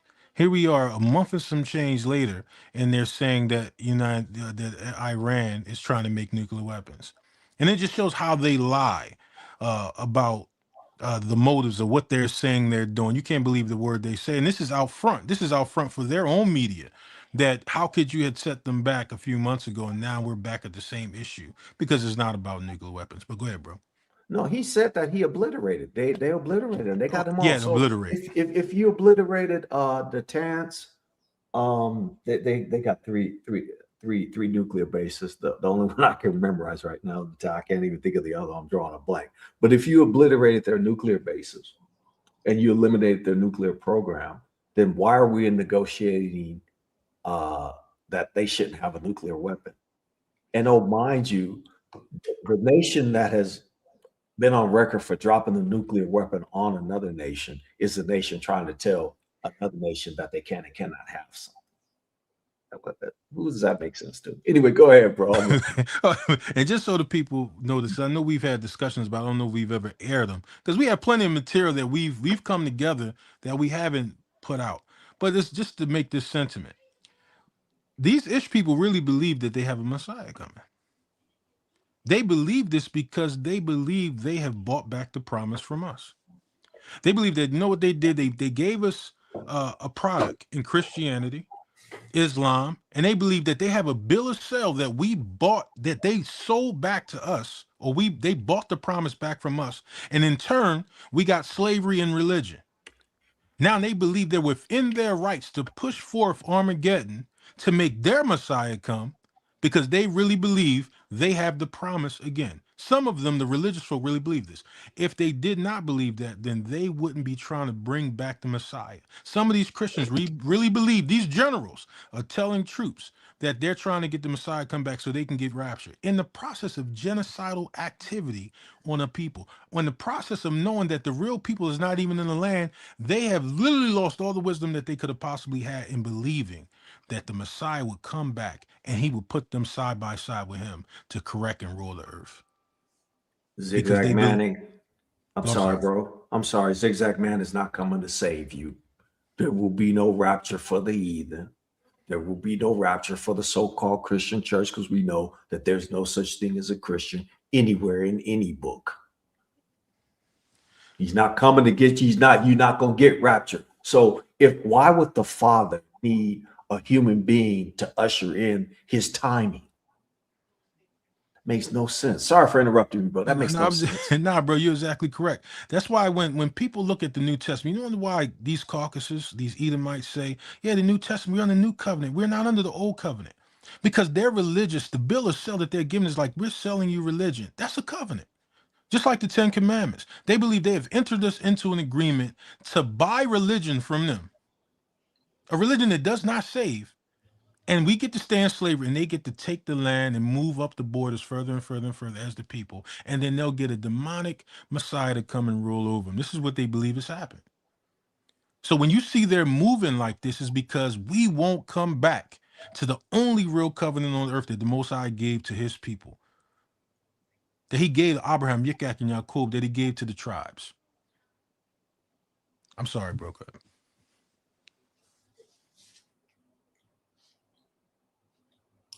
Slaughtering children. In one instance, they murdered 165 girls, young girls, at an elementary school. They've been buried today. So since they cannot defeat the Iranian military, they take their revenge on ordinary Iranians. It's clearly causing chaos in the Gulf states, particularly with the attacks on energy facilities. Is that part of the Iranian strategy to wage economic war as well? No, Iran has not taken any responsibility for the strikes on the energy facilities, for example, in Saudi Arabia. That could be something carried out by the Israeli regime. But the Iranians have You hear that, bro? told tankers. What we just talked about, they're trying to say that Iran is the one who's taking out energy facilities. Iran said we ever took responsibility for that. That was possibly taken out by the Israeli regime. But why? Because I don't know if brothers heard today, certain places, I think in the video we were watching, that there will be an energy shortage. There is a lot of people affected by some of these moves, but they want to make it look like, hey, Iran is doing it so they can get the help from other nations. Nations that's already saying we're not getting involved. That they are not allowed to leave the Strait of Hormuz. And when these Arab regimes in the Persian Gulf, when they give the United States military bases to use against Iran, then there are consequences. They cannot have their cake and eat it too. They cannot participate in aggression against Iran alongside this Epstein coalition and then sit back and say we're neutral. Right, but you're not denying the other attacks, are you, in other Gulf countries which do affect energy supplies, and the oil price has gone up significantly. So I mean that does seem to be part of the Iranian military strategy, isn't it? I mean, to try and bring them into the war and regionalize it. No, Iran has been targeting U.S. assets in the Persian Gulf, and those assets could be anything that's linked to the United States. The United States is bombing hospitals. The United States is bombing schools. The United States is bombing Iranian national radio and television alongside the Israeli regime. So U.S. assets in the Persian Gulf, they too will be attacked. But assets that belong to the states in the Persian Gulf region, they have not been touched by the Iranians. However, if they host U.S. forces, because many of the soldiers have left their bases and been taken to hotels, the Iranians will target them. So at the end of the day, if they want this problem to end, they have to expel soldiers of the Epstein regime. Now, we understand that the Assembly of Experts is trying to appoint a new supreme leader. Could a new leader, do you think, negotiate with Trump and agree to his terms? No.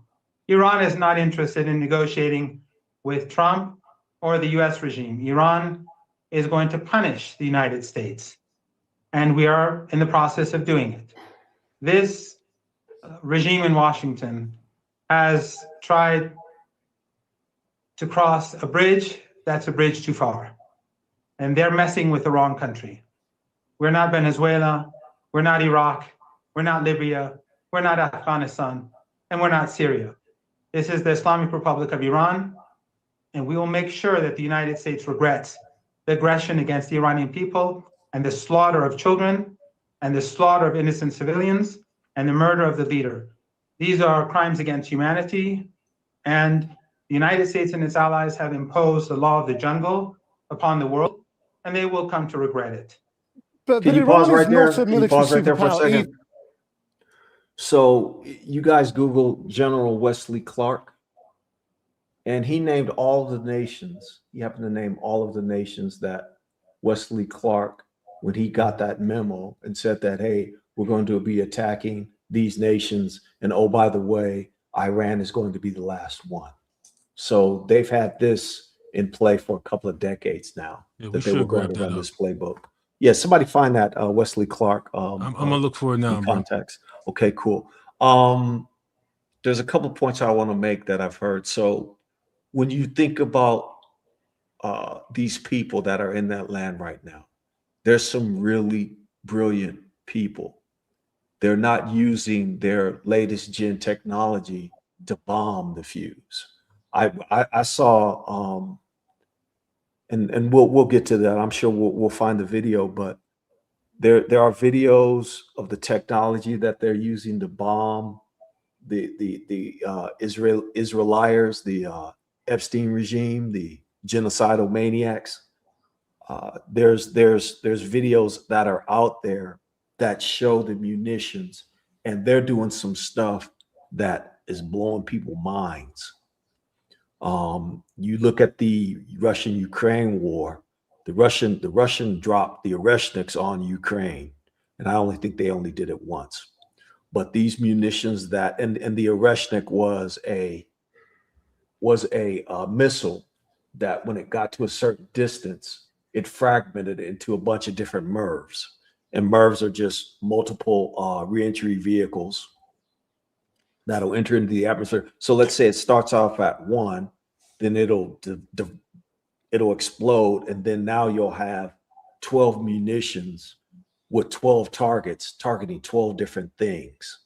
And that was pretty impressive that the Russians had that technology that they use it against Azov Regiment and Right Sector. Yes, we haven't forgot you, Azov Regiment and Right Sector, 2 racist battalions that Biden was associated with that was actually driving the war there. And on top of that, the president of that place is a few. You guys know that, but I'm just reminding you. I put that video inside the private, Brother Cleo. The Okay, 2-minute version. There's a 7-minute version, but that's perfect. But before we do that, the brother says, or someone says, both sides have contempt for Judah, and I'll say user IF4GQH3UP3M. I don't have no love for either one of them people. The only thing that we're really trying to do is we're trying to shed a light on the cockroaches, the Epstein regime, that they've been lying about this war. That's the only thing we're doing. And I don't have no love for them. But the Iranians in the 70s did show some love for black people. So I got that video too, Brother Cleo, if you want to post that. okay, let's post that after we listen to what Wesley Clark said, because that'll address what the brother's saying. And keep in mind that as far as I'm concerned, no, and I wasn't coming at you, brother. I wasn't please don't say that I was coming at you, because your comment is sound. I heard the same thing from my brother yesterday when I was talking. I think we just lost Brother Cleo. Yeah, he should be back. Yeah, here we go. He's back. Sorry about that. I kind of undid myself, so I pushed the wrong button, as usual. That's what happens when you're old. You press the wrong things. I tried to edit my avatar though, and it's not allowing me to do it. So I'm gonna leave and come back. All right. Thanks. I think one of the things Brother Cleo was just trying to stress is that we fully understand, and I think everybody, whole fam out there in the chat, everybody understands that, none of these people are our friends. They're all Confederate against us. What we're trying to show here is that the Most High is using Iran. He is using Iran to humble the Israelis and to humble the United States. And that's scripture, that's something we should understand. We should definitely be keeping watch as to what is going on right now, because all of this is about us. It's about the people of the Most High. And it may not look like it exactly right now at this moment, but I guarantee you, this is all about us. It's all going to come back to us. Brother Lasha, you want me to just hit play on this video I got on the screen right now?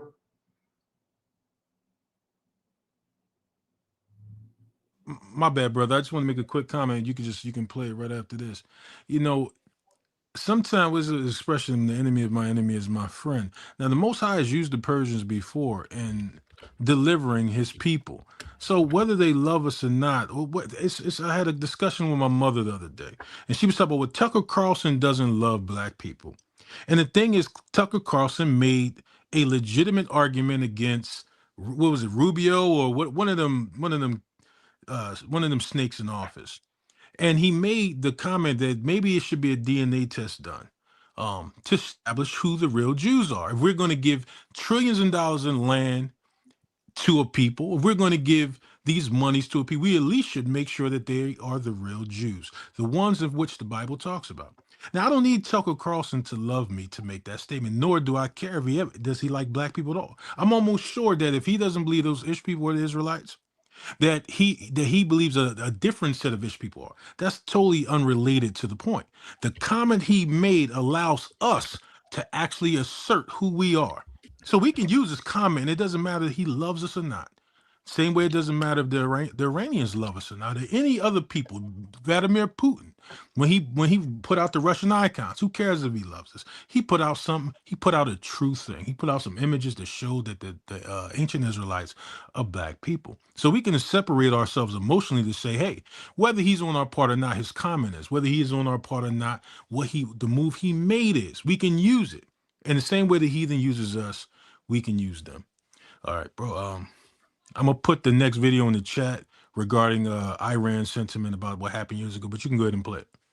All right, and you did also send a video about the Ayatollah and black people. I think along the lines of what you just said just now. Maybe it's a good time to play that, but we got a lot of videos, so I'm gonna just hit this one right now. All right. Oh, I gotta turn on the sound. Give me a sec. All right, here we go. About 10 days after 9/11, I went through the Pentagon and I saw Secretary Rumsfeld and Deputy Secretary Wolfowitz. I went downstairs just to say hello to some of the people on the joint staff who used to work for me. And one of the generals called me and he said, "Sir, you got to come in. You got to come in and talk to me a second." I said, "Well, you're too busy." He said, No. He says, "We've made the decision. We're going to war with Iraq." This was on or about the 20th of September. I said, "We're going to war with Iraq. Why?" He said, "I don't know." He said, "I guess they don't know what else to do." So I said, "Well, did they find some information connecting Saddam to Al-Qaeda?" He said, No. He says, "There's nothing new that way. They just made the decision to go to war with Iraq." He said, "I guess it's like we don't know what to do about terrorists, but we've got a good military and we can take down governments." And he said, "I guess if the only tool you have is a hammer, every problem has to look like a nail."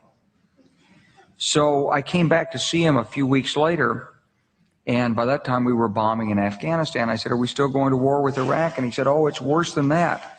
He said, he reached over on his desk, he picked up a piece of paper. He said, I just got this down from upstairs, meaning the Secretary of Defense office today. And he said, "This is a memo that describes how we're going to take out 7 countries in 5 years, starting with Iraq and then Syria, Lebanon, Libya, Somalia, Sudan, and finishing off Iran."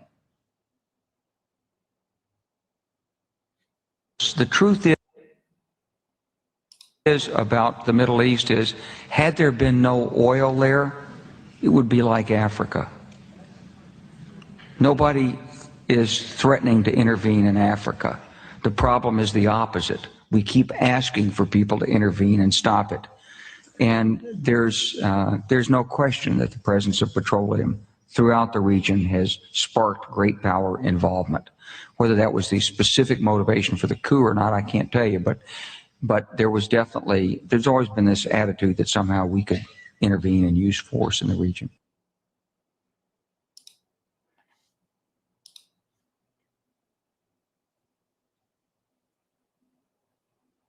So we can see that the plan was already in play before they started giving narratives. They already knew that they were going to go down this road, and we can look back as far as we could say when they put that agreement back in the 70s to that the dollar wouldn't be represented by gold. They already knew that at some point they had to start going into nations.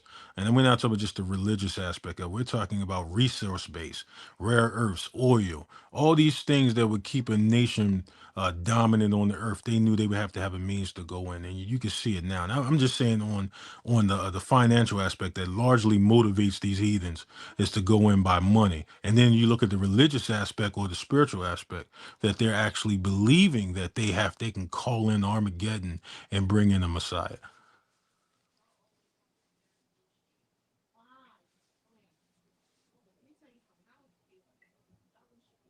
All right. Hey, brother. So you guys want me to continue with this video right here?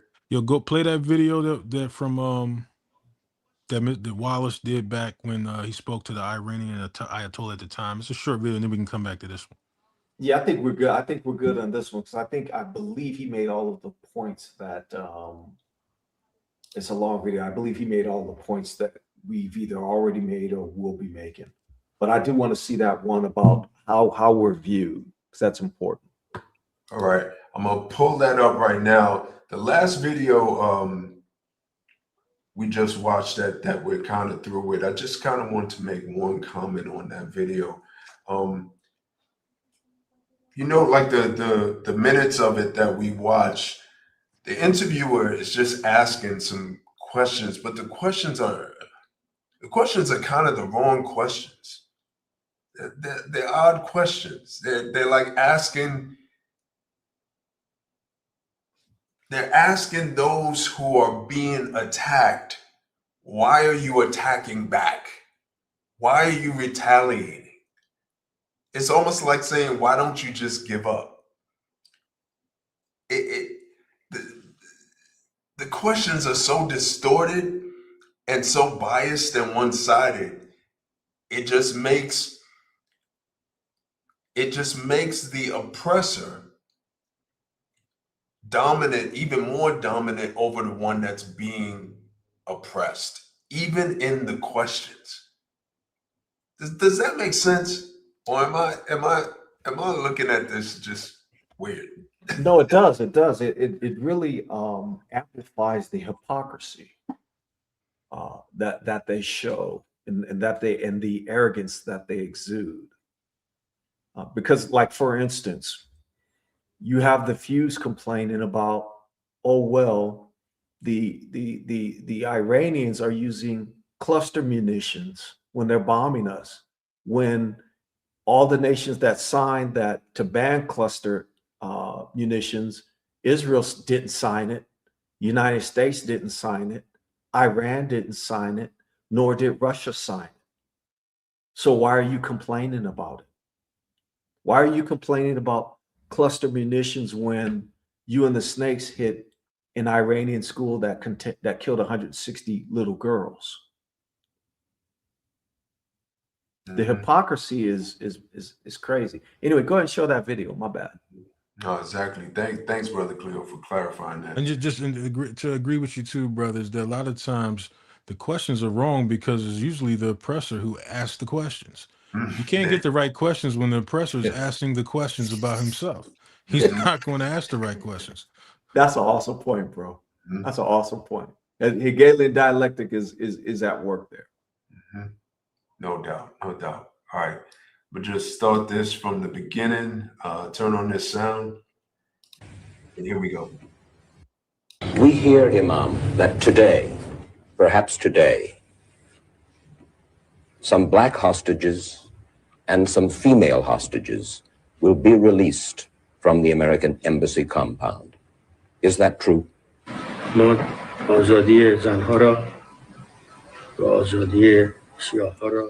The freedom of the women and blacks will be given.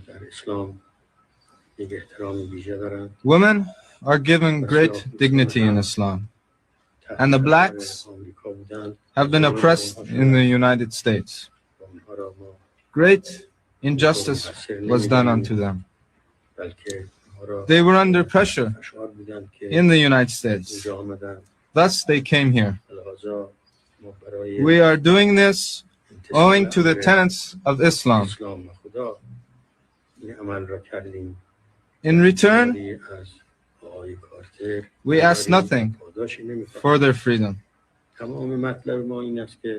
We want the Shah. Carter must return him. The world's international law agree with this principle. I ask you, as an American and a human being, talking to an Iranian and another human being, is there no room for compromise? Or Or is Iran now, in effect, at war with the United States? حضرت امام آقای جناب عالی یا به طور کلی ایران در حال حاضر با امریکا در حال جنگ هستیم؟ جنگ مقصود چی است؟ اگر مقصود این است که What do you mean by war? If you mean our armies against the United States armies, no, there is no such war. If you mean it is a battle of nerves, it is Carter's doing. We are against war. We are Muslims. We desire peace for all. Carter does not allow this. Carter should put aside his so-called humanism and return the criminal Shah so that we can conclude this matter. We hear, Imam, that And what's powerful about that is that when you look at Psalms, we believe it was Psalms 83 when it talks about the nations came together with one consent to let to be the name of Israel be no more in remembrance. This is the thing we got to understand amongst all peoples, that there are peoples that are always going to be sensitive to injustice, that really believe religiously in a righteous and virtuous code. Every last person within any regime is not to the utmost wickedness of the most wicked within that country, that's motivated by money, that's motivated with the prowess of power and oppression. So it's reasonable to believe with amongst every nation, there's a people that say, man, that's really messed up and really hate what's happening, having fear for the Most High God, or unless there would be no nation to serve in the kingdom to come. So somebody has to have some type of virtue to even get mercy in the day of judgment. Not all of them are saying, hey, man, we can't wait to blot out their name. Some of them are on board with that. But some of them, and I'm saying in some context, the people see us and they say, damn, them people were oppressed. That was wrong. That was evil. And it doesn't come in the form of being black and white all the time.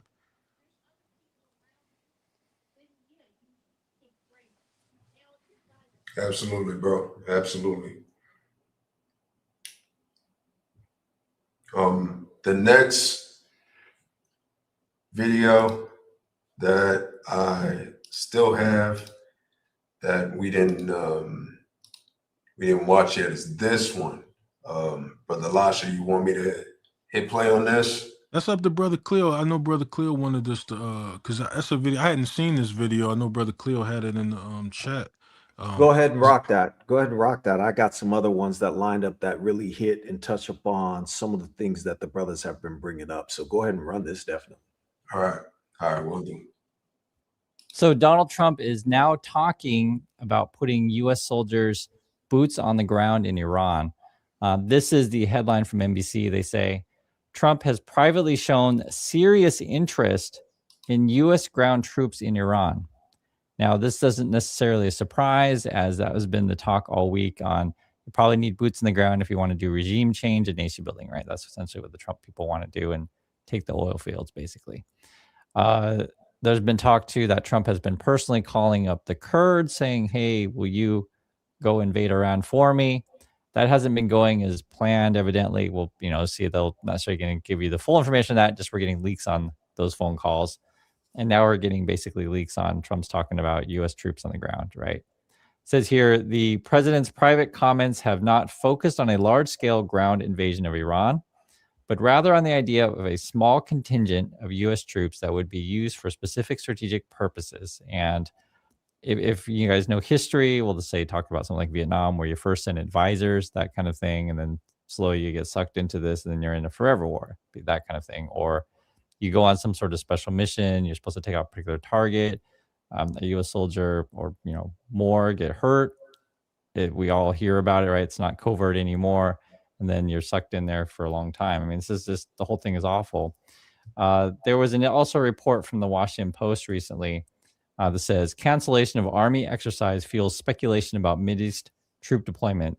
And this was the 82nd Airborne Division. So basically, they had some sort of like drill they're supposed to go to. They end up canceling that, and so now I think they're on standby. And the question is, are they going to be ordered to go, say, to Iran? Now that's speculation, of course, but it's not that hard to put two and two together and kind of figure out where things are going on. And I want to show you this. This is a comment from our community, and we have a great community that really illustrate what's happening. Comment from Nerf Herder says, tax cuts for the rich, healthcare cuts for the middle class, and a draft for the poor. And doesn't that just sum up where we're at, right? Tax cuts for the rich, healthcare cuts for the middle class, and a draft for the poor. And I was also thinking about this too, and I want to show you guys this. I was at dinner today. If you guys don't know, I live in Busan, Korea. And across the way for sitting in front of me were two gentlemen, right? Two guys, older fellows, right? Korean. And on the TV was basically Trump and what he's doing in Iran. And even the restaurant owner who, I see quite frequently, I wouldn't put her as someone who's like, say, a news junkie or something like that. But she was even watching intently. And the thing that really sad to me, I'm just being frank with you guys, is the two Korean guys are just basically talking about how much Trump is an idiot, basically. And then the next thing they were talking about is how the U.S. bombed a school. So this is here in Korea where people can easily figure out what's going on. Trump's an idiot, you're destabilizing the world, and you're bombing schools. That's how regular people in Korea see it. And even, like I said, the person who, owns a restaurant, it's just not the kind of person I would think would follow the news closely. Even she was watching this stuff because basically this is what you're seeing unfolding on screen. And ask any normal person around the world about this kind of stuff, it's obvious. It's really only the sick MAGA people who can't see it. And that's why I want to read some comments from our community. Here's another one. WB says, having an unlimited supply of weapons means you have an infinite number of them, okay? Having an infinite number of weapons is good, but having 4 times the infinite number of weapons is even better. It's just basic mathematics. And WB is making. You can go ahead and stop this video right there. He made some good points that I wanted him to hear, because he talked about the school, but he didn't mention the fact that it was little girls that were killed in that school. I see a lot of good comments in the chat, and I'm going to get to those, because those just show me how astute our family is. I want to show a couple of videos though, and images that Elisha hit and touched upon, and that were mentioned, just so that you guys don't believe that we're blowing smoke. Let me share my screen. Get that up. And I'm going to show that one. So this is the one where, when they tell this story, how they lost the war from some graffiti artists. Oh my God. It's great. It's great. So as you can see here, you take a look at this. These are paintings. And the United States had a direct strike, but they had a direct strike on something that was painted, which you can see them painted here. You can't. So this is up to date, and this was back in the day, but they're actually you can't painting, and make they this shit up. actually bombed this. Iran has. That's pretty fantastic, I think. Let me kill that. And then now I want to show a different video. You had mentioned Tucker Carlson, and you had mentioned the Mossad agents. Tucker Carlson actually brought that out. I'm going to show that, a piece of that. I'm not going to show the whole thing, but we'll show a piece of this. Everything that we discuss and talk about, we have videos for it. We have a ton. We have so much. I'll tell you this. We have so much information concerning this war that we have a hard time cataloging and going back and finding what it is that we drop. But take a look at this. And this will shed light on, well, is those Negroes making up stuff? No. Look at the title. Mossad agents arrested in planned bombing operation. So it's probably hasn't been reported, but it's a fact that last night in Qatar and Saudi Arabia, authorities arrested Mossad agents planning on committing bombings in those countries. Now, that's weird. Okay, I don't even have to play that to let you know that, hey, like the brother had said earlier, I don't care about Tucker Carlson. Tucker Carlson could get his head chopped off tomorrow or get his beak blown off like Charlie Kirk and hit the bottom of hell, and I wouldn't shed not one tear for him because he's been a staunch white supremacist. And that's a fracturing within MAGA because on the one side you got the Zionist for the pedophile Epstein regime, and then on the other side you got the white supremacists that say, okay, we don't really care about those people over there. You should be America first or MAGA first, right? So you do have that infighting. I wanted to point that out, that you do have that infighting going. Now what I want to show is, and hopefully we'll start getting to showing more of this stuff because I'm not gonna lie, and this is gonna sound sick, but I enjoy I enjoy these wars. Let them have at it and let them basically destroy themselves. But check this video out. Can you guys see my screen? Yeah, we can see it, bro. Okay, so check this out. Iran, please stop. We lose, you win. Please stop. Iran, please stop. We lose, you win. Please stop. Get the hell about the land then. That's one. And you're exactly correct. You're exactly correct. He is 100% controlled opposition. Now, we've got a whole myriad of videos that show Tel Aviv. What's the other one? Their main air base in I can't pronounce that for all of a sudden. Their main air base that starts with an N. Nevatim. That's how it's pronounced. Nevatim. We also have videos. There's videos of Ben Gurion getting hit and closed and open and closed.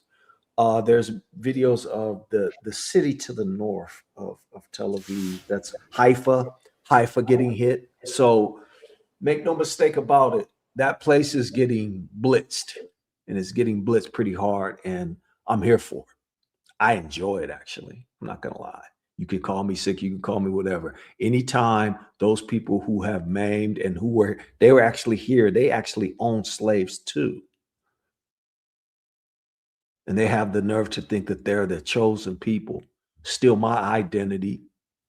The book says you with a mighty hand and an outstretched arm with fury poured out. He didn't say the Rothschilds Balfour Declaration of 1948. If you are relying on the Father to do your bidding, then you wouldn't have to be dependent upon lying, cheating, and stealing and murdering, breaking all of the 10. They break all of the 10. They break all of the 10. Why? Because in their books, and somebody pull up that you brothers was going to pull up on what they think about Mashiach, and we could show that to the evangelicals. So that they could wake up. Not that I care about them waking up. The evangelicals could stay asleep. And when they see Mashiach chop their head off, I'll be like, oh, well, you was wanting him to come back. You was wanting the day of the Lord to be here. But really, do you really want that to happen? And you looking for a rapture, he come back looking like me or looking like one of these brothers on this panel? You really want that? Do you really want that? I doubt that you do. So if you brothers got some videos, we could talk about. We can look at. There's a whole host of videos that you guys can find that show the destruction, and we have a bunch of them lined up. If brothers want to pull up ones that show destruction, but here's what's not being considered: the economic ramifications and the social ramifications. I saw in the chat where there's sleeper cells here, the son of Jacob. It's good seeing you, bro. As a matter of fact, it's good seeing all you Israelites that I haven't seen in a long time. I do see you guys on different chats, and sometimes I say shalom, sometimes I don't. But the fact that there are sleeper cells here, that's absolutely correct, because of who they murdered. Now, if they had just kept it contained and not martyred the Ayatollah Khomeini, if they hadn't martyred him, then it probably wouldn't have galvanized all of Islam against the snakes and against the fakes. But here's the distinction, and the distinction will be made that, and that video that they showed of the Ayatollah will bear it out. You aren't the target of that. Now, you do need to be careful of where you go and how you congregate. I'm not saying don't be ignorant and don't be operating wisely. You better keep your head on the swivel, but you are not that. You will not be the target of that. They have murdered what's the equivalent of the Pope on the earth.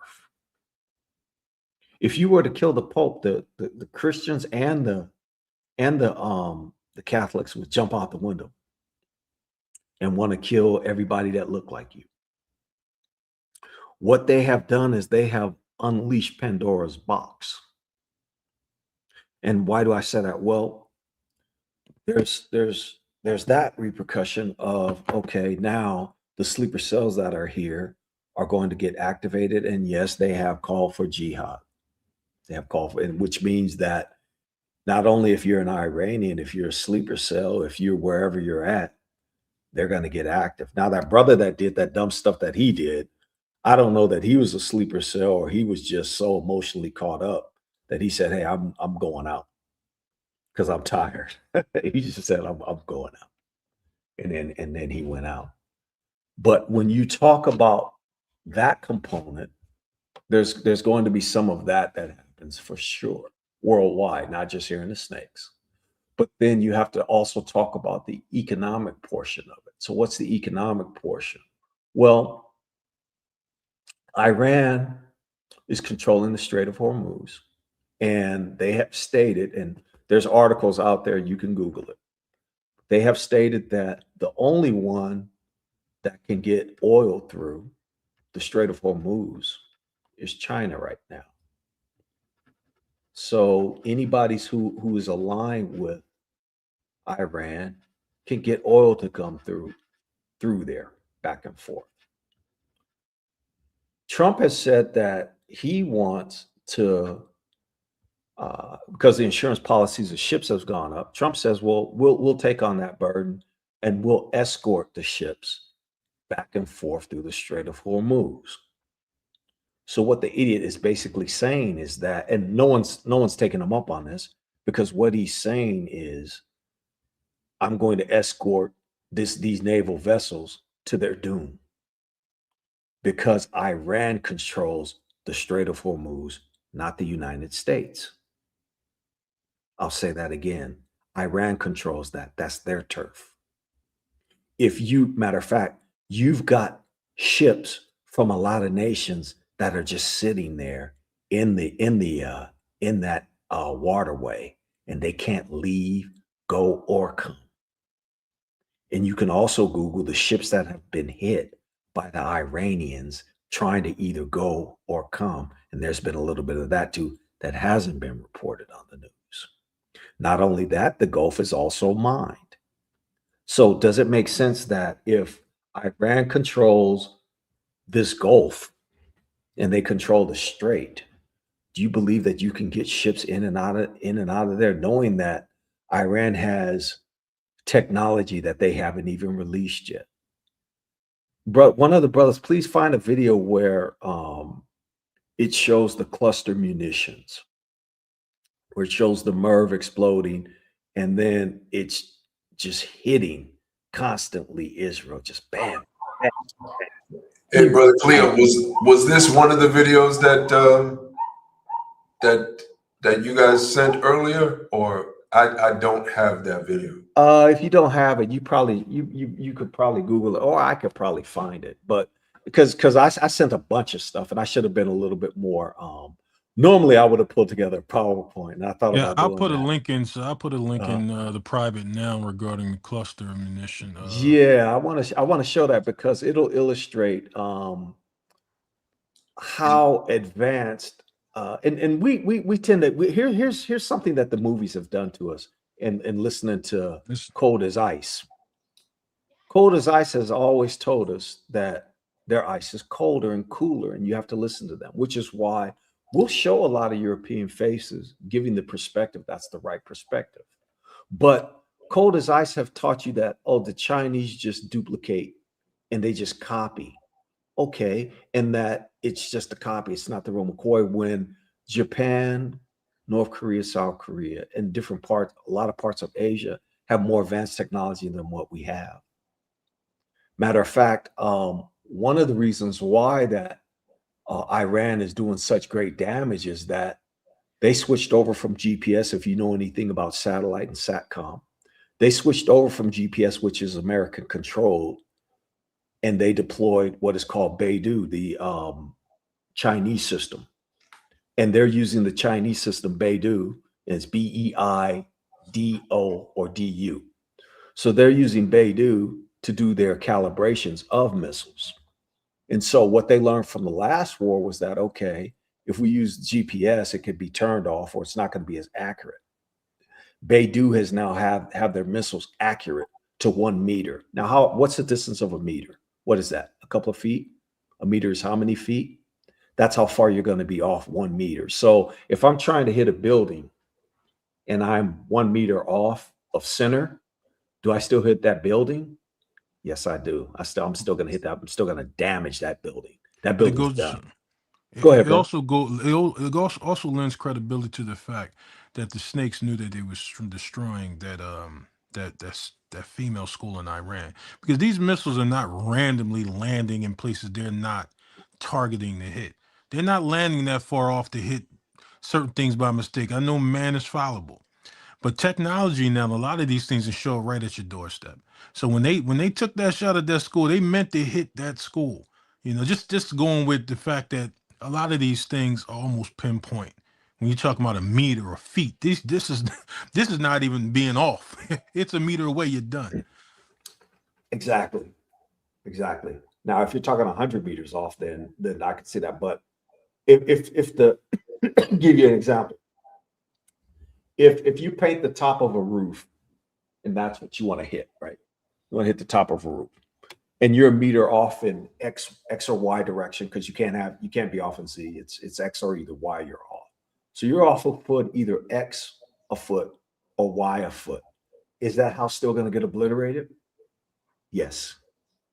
That means that you're just that accurate. So the Chinese are helping, and the Russians are helping as well with all kinds of things. There were before the war started, there were hundreds of planes, cargo planes from China and Russia that flew in, which, unless you were looking for that media, you would have seen it. And I was watching it in real time, so I saw it. So let's go ahead and play this video, and then you guys can see the munitions that are an example of many. Matter of fact, here's what the Iranians do. They say they're talking in waves of missiles that they're going to fire, missiles and drones and new technology that they're firing at Israel. They come in waves, and I think they're on wave 27. Wave 28 is probably happening as we speak. Go ahead and run that, bro. All right. Right before we run it, just to be safe, take a half minute to play the fair use. Here we go. Makes sense. Copyright disclaimer under Section 107 of the Copyright Act 1976. And this is a copyright disclaimer under Section 107 of the Copyright Act 1976. Allowance is made for fair use for purposes such as criticism, comments, news reporting, teaching, scholarship, and research. Fair use is a use permitted by copyright statute that might otherwise be infringing. Nonprofit, educational, or personal use tips the balance in favor of fair use. All right, brothers, here we go. Let me know if you want me to, when you want me to stop, if you want to make some comments. The Iranian IRGC, the Islamic Revolutionary Guard Corps, announced what it said was the 21st wave of Operation True Promise. It said this was a combined drone and missile attack at Tel Aviv and areas of central Israel. And what they said was they had included in this attack package the Kebar Shakan missile. That is a missile with a cluster munition warhead. And we have seen videos of what looks very much like a cluster munition detonating over central Israel and raining down sub-munitions across a pretty wide area. Now, sirens have been sounding across Tel Aviv and central Israeli regions. This is the 7th or 8th, I think, attack on Israel since midnight local time.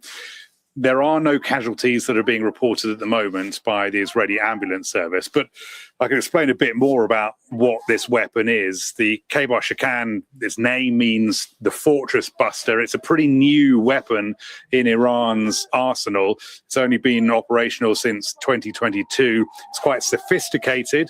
It has a maneuverable warhead that when it's in its descent phase, it opens up and about 20 sub-munitions come out of it, each with about 2.5 kilos of explosives. So you can see that when it's spread over a big area, some 8 kilometers squared, it can cause a significant amount of destruction.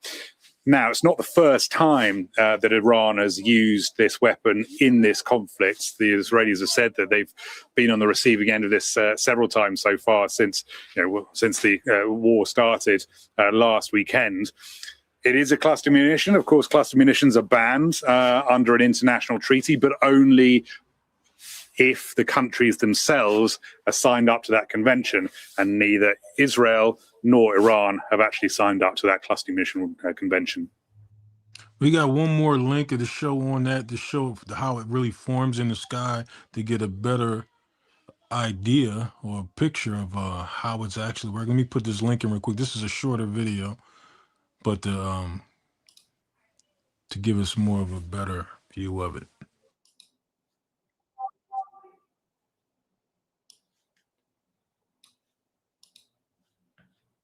Right, one of the videos I saw, it looks like a crown in the sky. Yeah, give me a second. I almost got it up. Hold on. 1 second.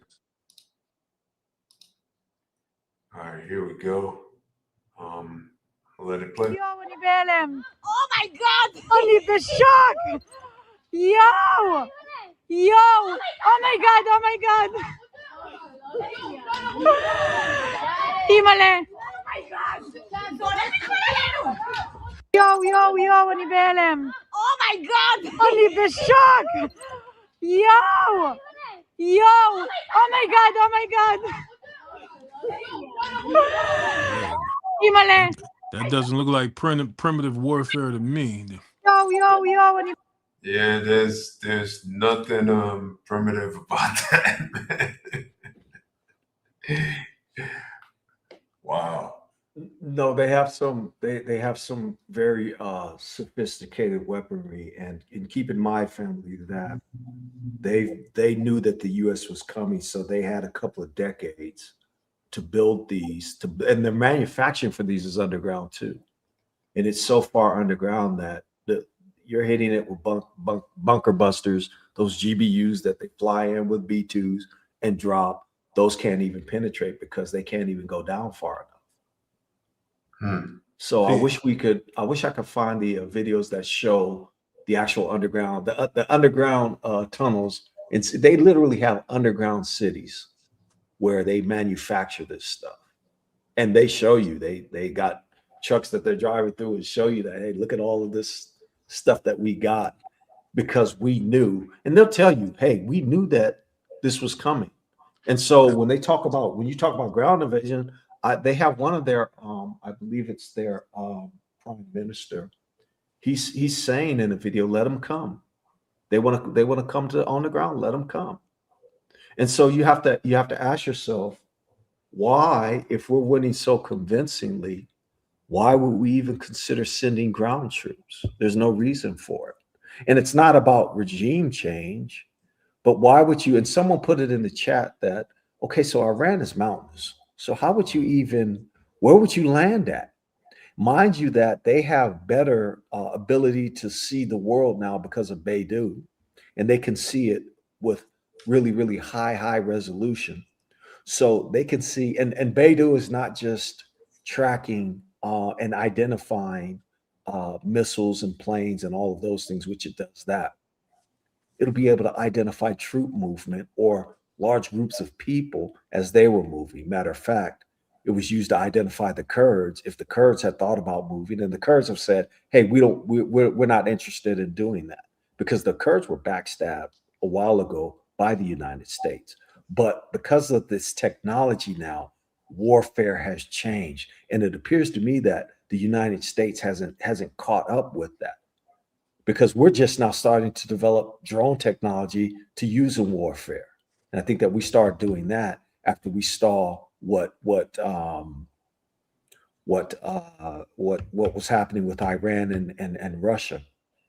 And so you would have thought that we would have $100,000 drones. Now keep in mind that when when the United States is shooting these missiles that they're shooting cost 1, 4, and 10 million. We don't have an unlimited supply. We're taking supplies from different locations throughout the earth so that they can protect Israel.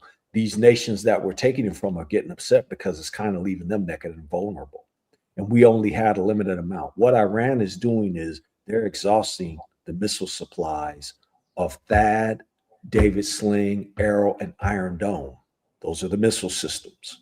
Those missiles cost anywhere for each one, anywhere from $500,000 all the way up to 4 million, 5 million, 10 million. Now, what they're firing on and shooting at, though, is they're shooting on $20,000 drones.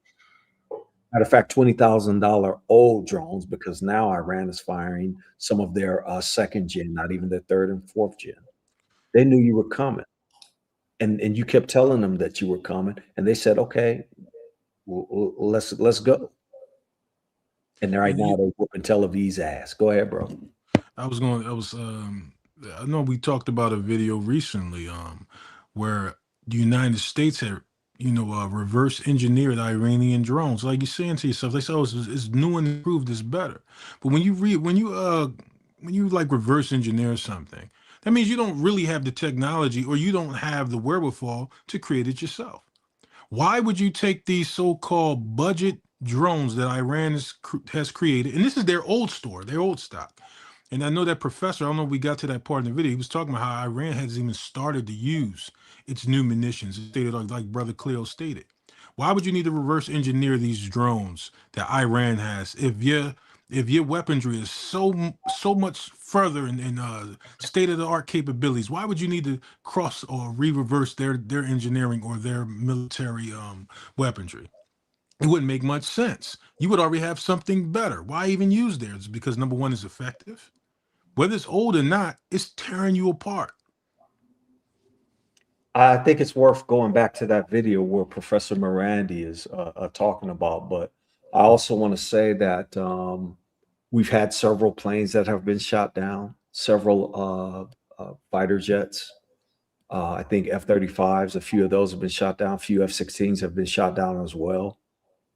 They're not telling you that they're basically flying blind, and also that the carriers, they're sending another carrier group now, I believe, but the carrier, the Lincoln, had to move out of the way because it was under attack. So it was 350 miles in. Now it's 1,000 miles in. So they had to move the carrier out of the way because it would have gotten hit by some of these missiles. Also, they need ports so that they can replenish and restock once they run out. They used to have the Middle East for that. Now the Middle East is off limits. So basically, I'm going to reiterate. Right now, the U.S. is getting swept out of the Middle East. They're getting swept. And the U.S. has been playing cop, has been playing mob boss, having all of these nations pay a tax to them. Oh, by the way, we're going to remove the missiles that the few missiles that we do have left, because they're running out of missiles, basically. The few that we do have left, we're going to move them out. And guess where we're going to send them to? The one place who is our master, which is Israel, so that we can keep Israel afloat. But Israel is using these $1, $5, $4, $10 million missiles to take out $20,000 drones. And then when I call them fingers of God come down, these hypersonics come down, and you can Google hypersonic missiles hitting Tel Aviv, hypersonic missiles hitting Haifa, hypersonic missiles hitting Israel. When these hypersonic missiles come down and hit, and they're so fast that nothing can stop them, they have nothing that can stop that. I think it's the Kyber, which is the multi-munition one that has the MIRVs in it, and these missiles. And gosh, I wish I could show you the video. But these missiles, when they go up and when they're re-entering, they'll come down, and then America will fire Patriots at them, and then these will hit maneuvers like Barry Sanders and move out of the way, and the missile will go right past it. It'll move. So the missiles are intelligent. Not only are they intelligent, they're able to block radio frequencies that are disruptive, because the United States has technology that will disrupt the communications on where it's supposed to go, because these missiles are targeted, and they're targeted and launched. They have a specific mission to hit this specific building at this specific time. But now if you're talking about a munition that's a MIRV, which will fragment into, basically it'll disperse 20 or 30 or 40 or 50 different individual bomblets that each one of those have their own target. Now you're talking about a different ball. And they're not even using all of their high-end technology. They've had 20 years. And the Iranian people are some brilliant people. They're very, very smart, very, very intelligent. And so they've had 20 years, at least 2 decades, to develop all this technology that they're unleashing on the 1948s. So go ahead and run that video with Professor Morandi talking about what he was talking about. And then we can close out, or if brothers got other things that they want to share, they can. They got it's a shorter one that I saw originally, where he actually gets straight to the point about talking about these underground bases. Even the munitions that they have, that's more state of the art, they haven't even gotten to it yet. They have a stockpile of those. We can start the video that we were watching, and I'll try to find that shorter condensed version if brothers don't want to really see that one through. Yeah, that's a good idea, I think. The video we were watching, yeah, because I think he was getting to that point when we cut it off. But I'm looking for the shorter version just in case. I think I removed that video from my list here. I was taking them off as we played them. So I think I'm not sure which video you were talking about, man. I'll send it again. Just give me 1 second. I'll put it in the private. All right, sounds good.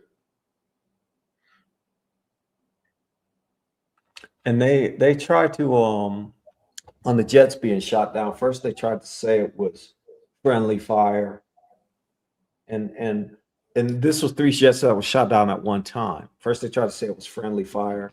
Then they said, "Oh, it wasn't friendly fire. It was the Kuwaitis," and they don't want to give Iran any credit. And just as a reminder, the brothers on this panel, nor do the Israelites in the chat, we don't have a dog in this fight.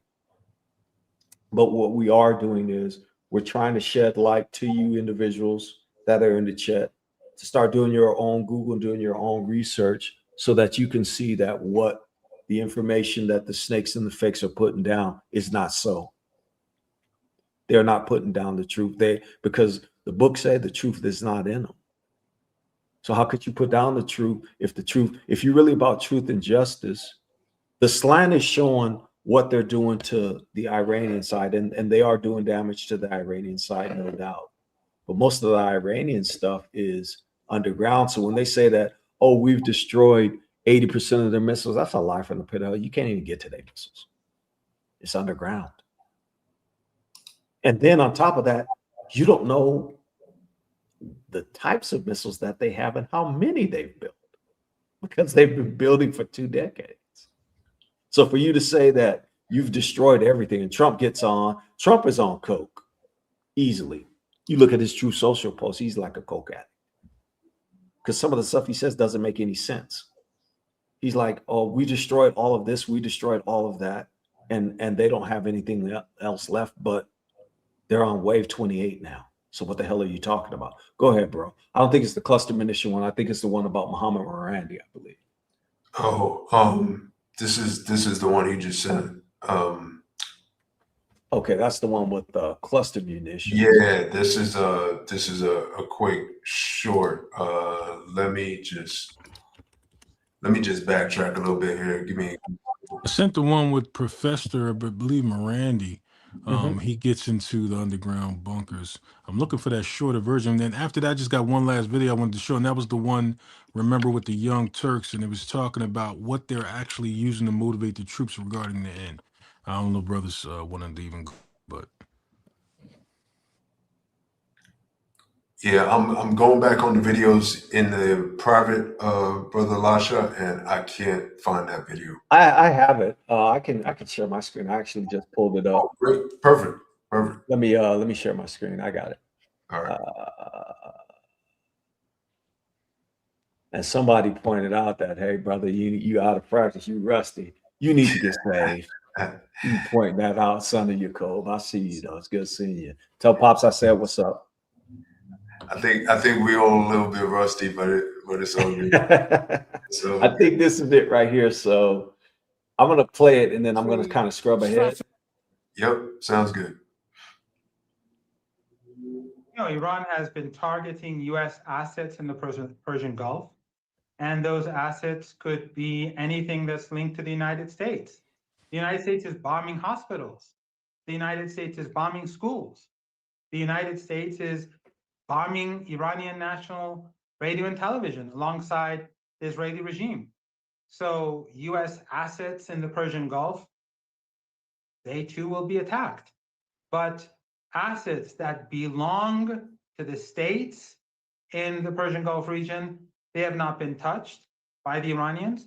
However, if they host U.S. forces, because many of the soldiers have left their bases and been taken to hotels, the Iranians will target them. So at the end. Okay, so I want to just quickly make a point on that. Yes, there has been cases where hotels in Dubai and Bahrain have actually been bombed because they held CIA and U.S. servicemen. At the end of the day, if they want this problem to end, they have to expel soldiers of the Epstein regime. Now, you can go to the I know we watched this part. Go to the 5-minute mark, and I think it gets into the meat of it around there, the 5-minute mark. The United States regrets the aggression against the Iranian people and the slaughter of children and the slaughter of innocent civilians and the murder of the leader. These are crimes against humanity, and the United States and its allies have imposed the law of the jungle upon the world, and they will come to regret it. But Iran is not a military superpower either, and we're seeing the vast majority of drones and missiles being shot down by air defenses. I mean, surely Iran cannot win a military war and therefore has to go for some other kind of strategy in coming to a settlement. Iran will defeat the United States. Time will tell. And our drones that are being fired are very old drones. Our missiles that are being fired are very old missiles. They're very inexpensive. And Americans are using up very expensive air defense systems. The Iranians know exactly what they're doing. We haven't even begun using our latest technology, and most of Iran's underground bases have not even been used yet. They have not even been opened up for operation. The Iranians have been planning for this day ever since the invasion of Iraq. They knew that at some point, the Epstein regime will go after Iranians. And therefore, they've been preparing themselves for many years. We are fighting for our homeland and our sovereignty and our independence. And our crime is that we oppose the genocide that the British regime and the American regime and Western regimes have been supporting. And we are on the right side of history, and the United States is the aggressor, and we will punish the aggressor and make it regret its crimes against humanity. What percentage of Iran's missile stocks remain? The vast majority. Because after last year's war, it was estimated that Iran had used up around 40% of its missiles. Are you saying that was replenished in the last few months? Those numbers were always fake. Those numbers are provided by the Israeli regime to the media in order to convince foolish Americans that war against Iran is simple. This war was supposed to end in a day or two. The 12-day war was supposed to bring Iran down like a house of cards. That failed, this failed, and now the United States will have to pay the price. And if the United States escalates, that will mean that the most sensitive region in the world, the Persian Gulf, where a quarter of the world's energy comes from, everything could be destroyed. And if that happens, it doesn't even matter if the Strait of Hormuz is open or closed, because there will be no oil or gas, and there will be no tankers. For Iran, this is a fight for survival. For the United States, this is a war of choice, a choice that has been imposed upon the American people by the Epstein class. We will expel the United States from our homeland, and we'll make sure that the United States never again thinks about aggression against our country. And we will not allow the Israeli regime to behave with impunity and to continue genocide against the Palestinian people. Isn't the truth, though, that a lot of Iranian people want to see this government toppled? We saw. Yeah, that's about as that's like the meat of it. We can continue to see what else he goes into, but that's the meat of it right there. Actually, I do want him to continue because he makes some other good points, but I want to make this point, and here's what the media spin does. The media spin will lie and tell you that they're shooting down all these missiles. That's a lie from the pit of hell.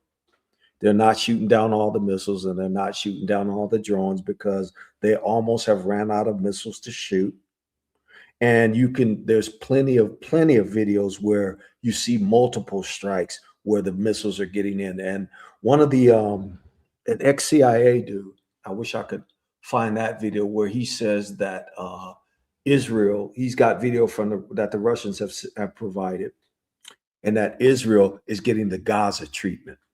And so you know what Gaza looks like. Now, it would take some time for the whole of Israel to look like Gaza, but to say that they're getting the Gaza treatment means that they're getting hammered. So I do want to continue because this guy is kind of odd, but he's with Channel 4 News and the media, so that's why he has the spin that he has. But I do want to continue playing this. Let me minimize it, and then I'll click play on it, and then we'll continue to watch it. Or tens of thousands taking to the streets just weeks ago, and many thousands of people were killed by the security forces. Another lie. So public opinion is divided on this. Another lie. Don't believe your propaganda. That's silly. Well, I've already had an interview. I've already spoken with your colleague. Though the people who were killed, 3,117 people were killed, hundreds were police officers and people who were patrolling the streets as volunteers, and hundreds of others were ordinary people that were murdered by these militants and these terrorists who were using weapons to kill. I want to stop this right here, Dow. The insurgency here, and here's what the Snakes and the Fews had planned. The Snakes and the Fakes had planned that they were going to cause an insurrection within the nation, and then the nation would be so busy fighting the insurrection that it would make it easier for them to attack and bomb. And that was done by Mossad and CIA and MI5 and MI6, but it failed because Iran cut off Starlink, and they were using Starlink to communicate. Iran cut off Starlink, and then once they cut off Starlink, they were able to go in and round up everyone that was using Starlink, which was mostly Mossad, CIA, MI5, and MI6. Once that stopped, that killed off the insurrection. So basically, and then not only did they do that, but they also attacked Iran's monetary system, where they were trying to further devalue their currency, which Iran has been under sanctions for decades now by the United States. And so for them to even pull off what they're pulling off is magnanimous. This is going to go down, and what you're seeing right now is history. If you like war and if you like military conflicts and studying military conflicts, you're looking at a historical moment, but you can't see it from that lens because of how the media has spun it to you that Iran is getting hammered. No, Iran is not only winning, but it's actually a historic event because no one ever saw this coming. They didn't see the Persians being so In your powerful. country, if they kill a single police officer, there'll be outrage. Here, they killed hundreds, including the volunteers. So this was no peaceful protest. And you know quite well, because I know you follow these things. In Iran, on February the 12th, we had millions of people on the streets of Tehran and tens of millions across the country rallying against the rioters. And on February the 11th, on the 47th anniversary of the revolution, we had millions of people again on the streets of Tehran and tens of millions across the country. And as we're speaking across the country, as we're speaking now, you have millions of people in the streets of Tehran under bombardment, and in other cities under bombardment, commemorating the martyr Ayatollah Khamenei. So you can pretend all you want that Iranians want their country to be bombed. But at the end of the day, your policymakers, by believing their own propaganda, are going to hit their head once again against a brick wall. But this time, the price will be very high, and I think it will bring about a change in global politics. I'm not denying that huge numbers of people have come out in support of the government, but from your own account of the way people have been killed and were fighting in the streets effectively, you know, the country is clearly divided to some degree, and there are many people who do not support No, they're the not. government. And but I wonder, I saw the videos. There's often in millions of wartime, Iranians that support. public opinion changes, and the acts of an outside aggressor can change public opinion. And I just wonder whether you think that might happen in Iran. No, the strong majority of Iranians, even according to polls taken by the University of Maryland, for example, in the past, I don't know if they still carry out polls, but it shows that the strong majority of Iranians support the Constitution. And I'm going to stop right there because supporting the Constitution. So a lot of people will go into the ignorance that, and this is really ignorance on individuals' part. And a lot of people are ignorant with respect to a lot of different things, but we don't know anything about the Middle East. And I say we, I mean corporately, us as a people, us as a nation, the United States in general, because you'll see in comments section, all the mullahs do this and all the mullahs do that. But no, it's not ran by the Ayatollah. He is not. He's the spiritual leader. But spirituality is woven into what they call a constitution. And the Quran is woven into what they call their constitution. So they don't have this mythical separation of church and state. No, it's actually woven in to how they govern themselves. They have a president, and they have, when they elect new leaders, they have to actually be elected or selected. So it's not like it's not a democratic. Matter of fact, I'll say this, and I don't support Islam. Trust and believe that. I'm an Israelite by blood. But they are more truthful and more forthright and more upfront than the snakes are. Twice now they've met with the snakes, and in meeting with the snakes and having these negotiations, while they're having negotiations, the snakes and fakes have bombed their country. Twice they've done this, which is why their tenor now is, not only are we not going to surrender, that's foolish talk, we're winning, why would we surrender? A. B, we're not going to surrender, but nor are we going to capitulate to what you're asking us to do. Because you started this. And so because you started it, there's not going to be a ceasefire. Trump asked for a ceasefire a couple of days ago, which the media is not reporting, but he asked for a ceasefire through Italy. And the Iranians said, no and hell no. We're going to see this thing through. So basically what, in my view and in my opinion, what we're seeing is a historic event of the United States and Israel getting swept out of the Middle East.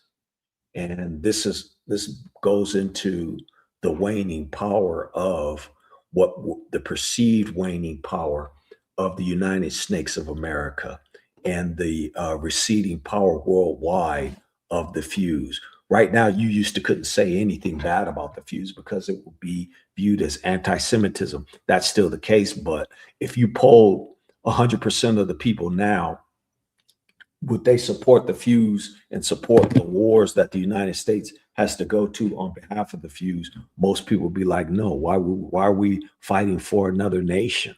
We should be fighting for this nation. Iran hasn't done anything to us. Why are we playing the police for them? Economic side, what's the economic impact? Well, economic impact is this. The United States has trillions of dollars in bonds and debt, and what's upholding that? It's the petrodollar. What's upholding that? These Middle Eastern nations are upholding that. These Middle Eastern nations are now having conversations to withdraw contracts from the United States because they're losing billions of dollars a day, losing billions of dollars a day because of this war. So I think I'm going to end there. I think we gave the family enough meat to chew on, and do your own research, fam. Do your own Google searches, and it's even tough to find stuff because of the all of these major media companies are owned by the fuse, and so they have the ability to pull the plug on certain things and not have certain things be visible. But make no mistake about it, we've done a lot of research with respect to this. I spend time looking at it, and it doesn't make me dismayed. What it does is that it just confirms that the Father is real, and that what he said in the book, according to what he said and how he said it, is going to come to pass, whether anybody likes it or not. So you should be rejoicing in the infighting and the destruction of your enemies because it was foretold in the book.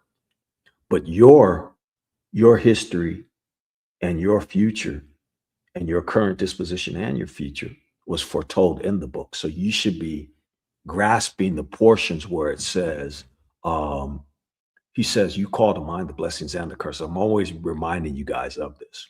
Deuteronomy 28, Deuteronomy 30, Deuteronomy 29. This is where we're at for you as individuals. So you should be figuring out the works that the Father has you to do, and you should be doing them. It's not a time for putting your head in the sand. It's not a time for biting your nails, putting your hands in your mouth like the cartoons do, and biting off all your fingers like a typewriter. It's not a time for that. It's a time for you to link up as the Father moves you to do and start doing the work. And the work isn't YouTube, trust and believe that. Because if it was, we'd be putting out 10 videos a day, getting the income from that. It's not about that, but it's about doing the Father's will. And what's the Father's will? The Father's will is what he put in your spirit to do this hour. And everybody in the chat knows what that is on an individual basis. The four brothers that you see here, the four brothers know their assignment. And we have assignments. And the reason why we haven't been on is because we're trying to fine tune the assignment that we've been given, understanding our individual lanes so that we can do his will. So that's why you haven't seen us. And quite frankly, there's enough good teaching out there where you can get fed and get fed properly. But I know that Salt of the Earth has a different spin on things. And a lot of times we'll bring things that'll be a few years ahead of most people's mindset. And then you'll come back and look at it and say, oh yeah, those Salt of the Earth brothers, there they go. They own their stuff because they're putting it out and they're putting it out right. So it's not about that, because we knew that this was a temporary thing for us. And we're working on some other things, and you may see them soon. You may see them when you see them. But at the same time, just know that the Father loves you, but at the same time, he put love in you. Book also says, somebody can grab that precept where it says the kingdom of the Father is within you. So why are you looking in the desert, looking to and fro for the kingdom? Well, if the kingdom's already in you, who's going to be the one to bring that out? That portion of that kingdom that you hold is important. And it's important for you to be doing the work. And the work is not YouTube. The work is what he put inside of you to bring forth to your people so that your people can share in it. It's not a matter, it's not, and I've said this many times, it's not a thing for Brother Cleo to get a private jet and then I'm sitting in the backseat of a private jet waiting. No, I want the whole house of Israel to have their own spaceship where they can get back and forth to and from. That would be my desire. My desire is for the whole house, not for me to come up, but for the whole house to come up. And that's what the Bible's actually talking about when you talk about the blessings. Luke 17:21, thanks for that precept. Need to say, shall they say here, lo, it's over here. Lo, the kingdom is over there in South Africa. No, it's over there in the Middle East. No, it's over there in America. No, it's over there. You're looking for all these places for the kingdom, where the kingdom is at, and the kingdom is sitting right inside of you. So how is that? How is the kingdom sitting inside of you? How is that? And then how do you bring that forth? The kingdom is inside of you. Well, how do I get to it? It's like it's a mythical thing. How do I get to the kingdom? Show me the kingdom is at 1648 Schnitzel Street. Go over there and get to it. Go over there and get it. The kingdom is within you. Then shouldn't you be bringing that forth with your actions, with your life, with your linking up with other Israelites and building something? Because I've been telling you guys for years now, it's all hands on deck. So I'm going to yield and let the brothers got something else they want to share. We can share it and look at it. But there's a ton of media out there. So it's up for you guys to go search out and find it. We're just opening your eyes and your minds to the fact that what you have been shown is a lie from the pit of hell. And we'll come back if you guys want us to do it. We could show you there's plenty of videos of stuff getting blown up in Israel. That's easy. That's an easy find. All you have to Google is Tel Aviv getting blown up, and you'll see a ton of videos. You have to be careful. Some of it is AI, as the brothers have pointed out, but a lot of it is the real deal. They don't want you to see that their God hasn't shown up yet. Because then I would have to ask the question, well, if Israel's getting bombed right now, shouldn't there be a rapture? If Israel's getting bombed right now, shouldn't their Messiah come and stop it from happening? If they're really the people of the book, shouldn't there be a manifestation of the Father showing and proving that, hey, hands off, these are my people, leave them alone now? So is their God asleep? Or maybe he on a cruise. No, maybe he in Indonesia having sushi or something. Or maybe he's in Alaska or going over the ice wall, looking at the land masses that are passed beyond the ice wall. Where is their God at? Matter of fact, if I were to ask all three of them, where's your God at? How come he's not protecting you from getting hit by all of these missiles? What would they say? Is that a bad question? Or is that a legit question? Where's your God? Because these entities, these jinns and everybody else got you jumping out the window. And the stars confirming the truth as well. The stars, which are entities as well, they didn't tell you that in grade school, but they declare what's happening. And so, fam, I appreciate you guys joining in and jumping on. I'm gonna let the brothers have final say, and if they see fit to show us some other stuff, we can look at some other things.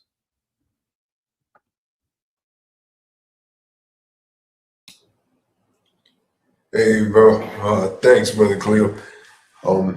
Really have anything else to show? I don't know, Brother Lasha, Brother Banya, you guys have anything else that you want to show? No, brother Cleo, our elder brother, is well spoken. He said, I think we should conclude as far as the videos go, and let the brothers and sisters, chew the meat that's on the bone, and let them meditate on what we've already presented. I do, however, want to quote, if you can pull up Isaiah 49:23 and just make a quick statement regarding our salvation. Like when you see the Palestinians, the genocide that's happening. Now, war is not pretty. Our salvation is going to come with the destruction of nations. It's going to come with the death of a people. It's going to come with war. And in the process of those things, the Most High is fulfilling the words he said to us in Jeremiah. He said, I will pluck them out. They will go to their own land. This has to happen, not by diplomatic means of saying, can you please leave now? These people know that the land is worth trillions and trillions of dollars, if we can use that as a metric. They know that it's not worthless. It's land, hills, valleys, rivers. It's the gold of the earth. To get them out of there, that they work so hard through colonization and murder, to get them out of there, the sword of the Most High is going to have to pursue them. And believe it or not, people, the Most High uses nations to carry these things out. The same way the sword of the Most High came upon us when we didn't keep the law, statutes, and commandments. He allowed the nations to take us into captivity. Spaceships didn't come down from heaven and drop us off at Esau's doorstep, or the Arabs, or any nation that rose up on earth and dropped us off there and said, listen, they shall serve you for this amount of time. He used those nations. Brother, if you don't mind reading verse 23.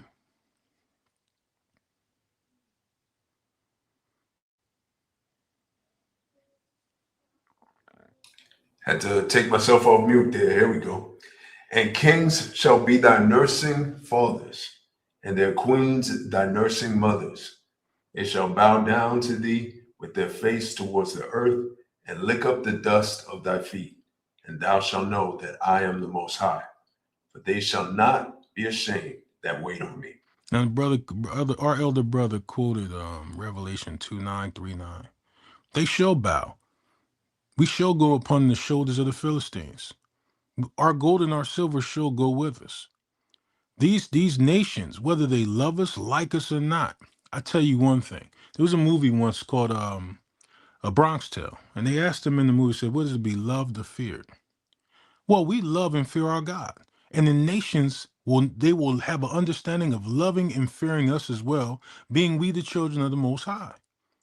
The bottom line is this: they will pay what they owe. They will give back the land that they took from us. They will submit. And don't let it offend thee if in their heart they don't want to do it. Let them benefit us. When they make statements against each other, when the Most High bring nation against nation, when they start to hate each other and the truth starts to come out, let them benefit us, because they will turn over the precious things that they took from us. We will get back the land, and these things are not valueless. And our people need to understand that. As people all the time say, what happens next? What benefit is it if we're the Israelites? It's all the benefit. You think that these people, if it was no benefit, why did they work so hard to hide it from us and take our name, image, likeness, and land? They know it's not free. They know the earth's wealth come with it. The riches that they have belongs to us. So and more than that, the kingdom, the everlasting kingdom. But if one be a carnal man, and he has carnal desires, the land and the money is ours, if indeed you just want your inheritance. So when these nations benefit us, like Iran, and the Most High raise up China and Russia, who cares how close to the heart we are to them? They'll be in submission just like everybody else at the day of the Lord. I yield. Yeah, thanks, Brother Elijah. Thanks, man. Thank you all for joining us today. There's so much. There's so much going on. We see Trump, and what Epstein regime, you want to call them, trying to hold on with every last ditch effort. Right? They robbed the president of Venezuela from his land. They were going to take over Greenland. now they're starting this, this stuff in the Middle East with the Israelis, just all trying to get that oil, just trying to hold on to every ounce of power that they have left. I don't know if if you guys were aware, there was recently, maybe a couple of days ago now, there was a blood moon that was visible over most of North America and some of the Pacific. That is linked to prophecy. And let me just go real quick to Joel 3. I'm just going to read the first 2 verses. For behold, in those days and in that time, when I shall bring again the captivity of Judah and Jerusalem, I will also gather all nations and will bring them down into the valley of Jehoshaphat, and will plead with them there for my people and for my heritage Israel, whom they have scattered among the nations and parted my land. And who else but the Most High can break all these nations into one place to battle it out? The Most High is behind this. The Most High will do what he said he will do. His prophecies will come to pass. And we, his people, will be vindicated and protected from our enemies. So hold fast, people. Hold fast. We are in some dire times, but we're in some great times for our people. It is a beautiful thing to me. It's exciting and it's scary. It's all those things, but beautiful to me to see the Most High's promises coming to pass in my lifetime. This is absolutely amazing. And I know you all feel the same way. Thank you for joining us on this Shabbat. Brother Barnia, got anything to say to close out? Going once, going twice. I think Brother Barnia had to step away for a second. So I think we can close out, brothers. Brother Lasha, Brother Cleo. Yeah, go ahead and close us out, bro. Matter of fact, Elisha, why don't you close us out in a prayer for the family, man? Please. Absolutely. Go ahead, Brother Lasha. No doubt. Thank you, Almighty Father, for gathering us as a family. It's been far too long. Thank you, Father, for thy spirit. And please, Father, give us discernment of the times. Let everything that work out that we glorify thy name, and that the moving parts of thou is moved and moved in the favor of thy people. Set the difference between Israel and the nations. Let the nations see, Father, that we are covered and that thy hand is strong to save us. We put our faith and hope in you, and we bless thy beautiful name. We call not upon thy name as one who is a stranger, but we say, Father. And we thank you, Almighty Father, Bashem Yeshai. We bless you on that beautiful Sabbath day, and we pray that we all go out to and fro safely. And that, Father, that will increase us in knowledge, wisdom, and understanding, and that Ruach HaKodesh will bless us to understand thy prophecy, thy revelations, thy mysteries. Protect us, Father, and let us go under the cloak of thy wings. We pray, Father, to stand close unto thee, that you will always be with us. We pray, Father, you'll bring your fury upon the nations, and yet choose Israel. In the name of Yeshua Mashiach. Amen. Amen. Selah, so be it. Hallelujah. Amen. It's been another Solid Air Productions, and everybody in the chat, y'all know what I'm gonna say before we close. Y'all better get saved. Peace, fam. Shabbat shalom. Shabbat shalom.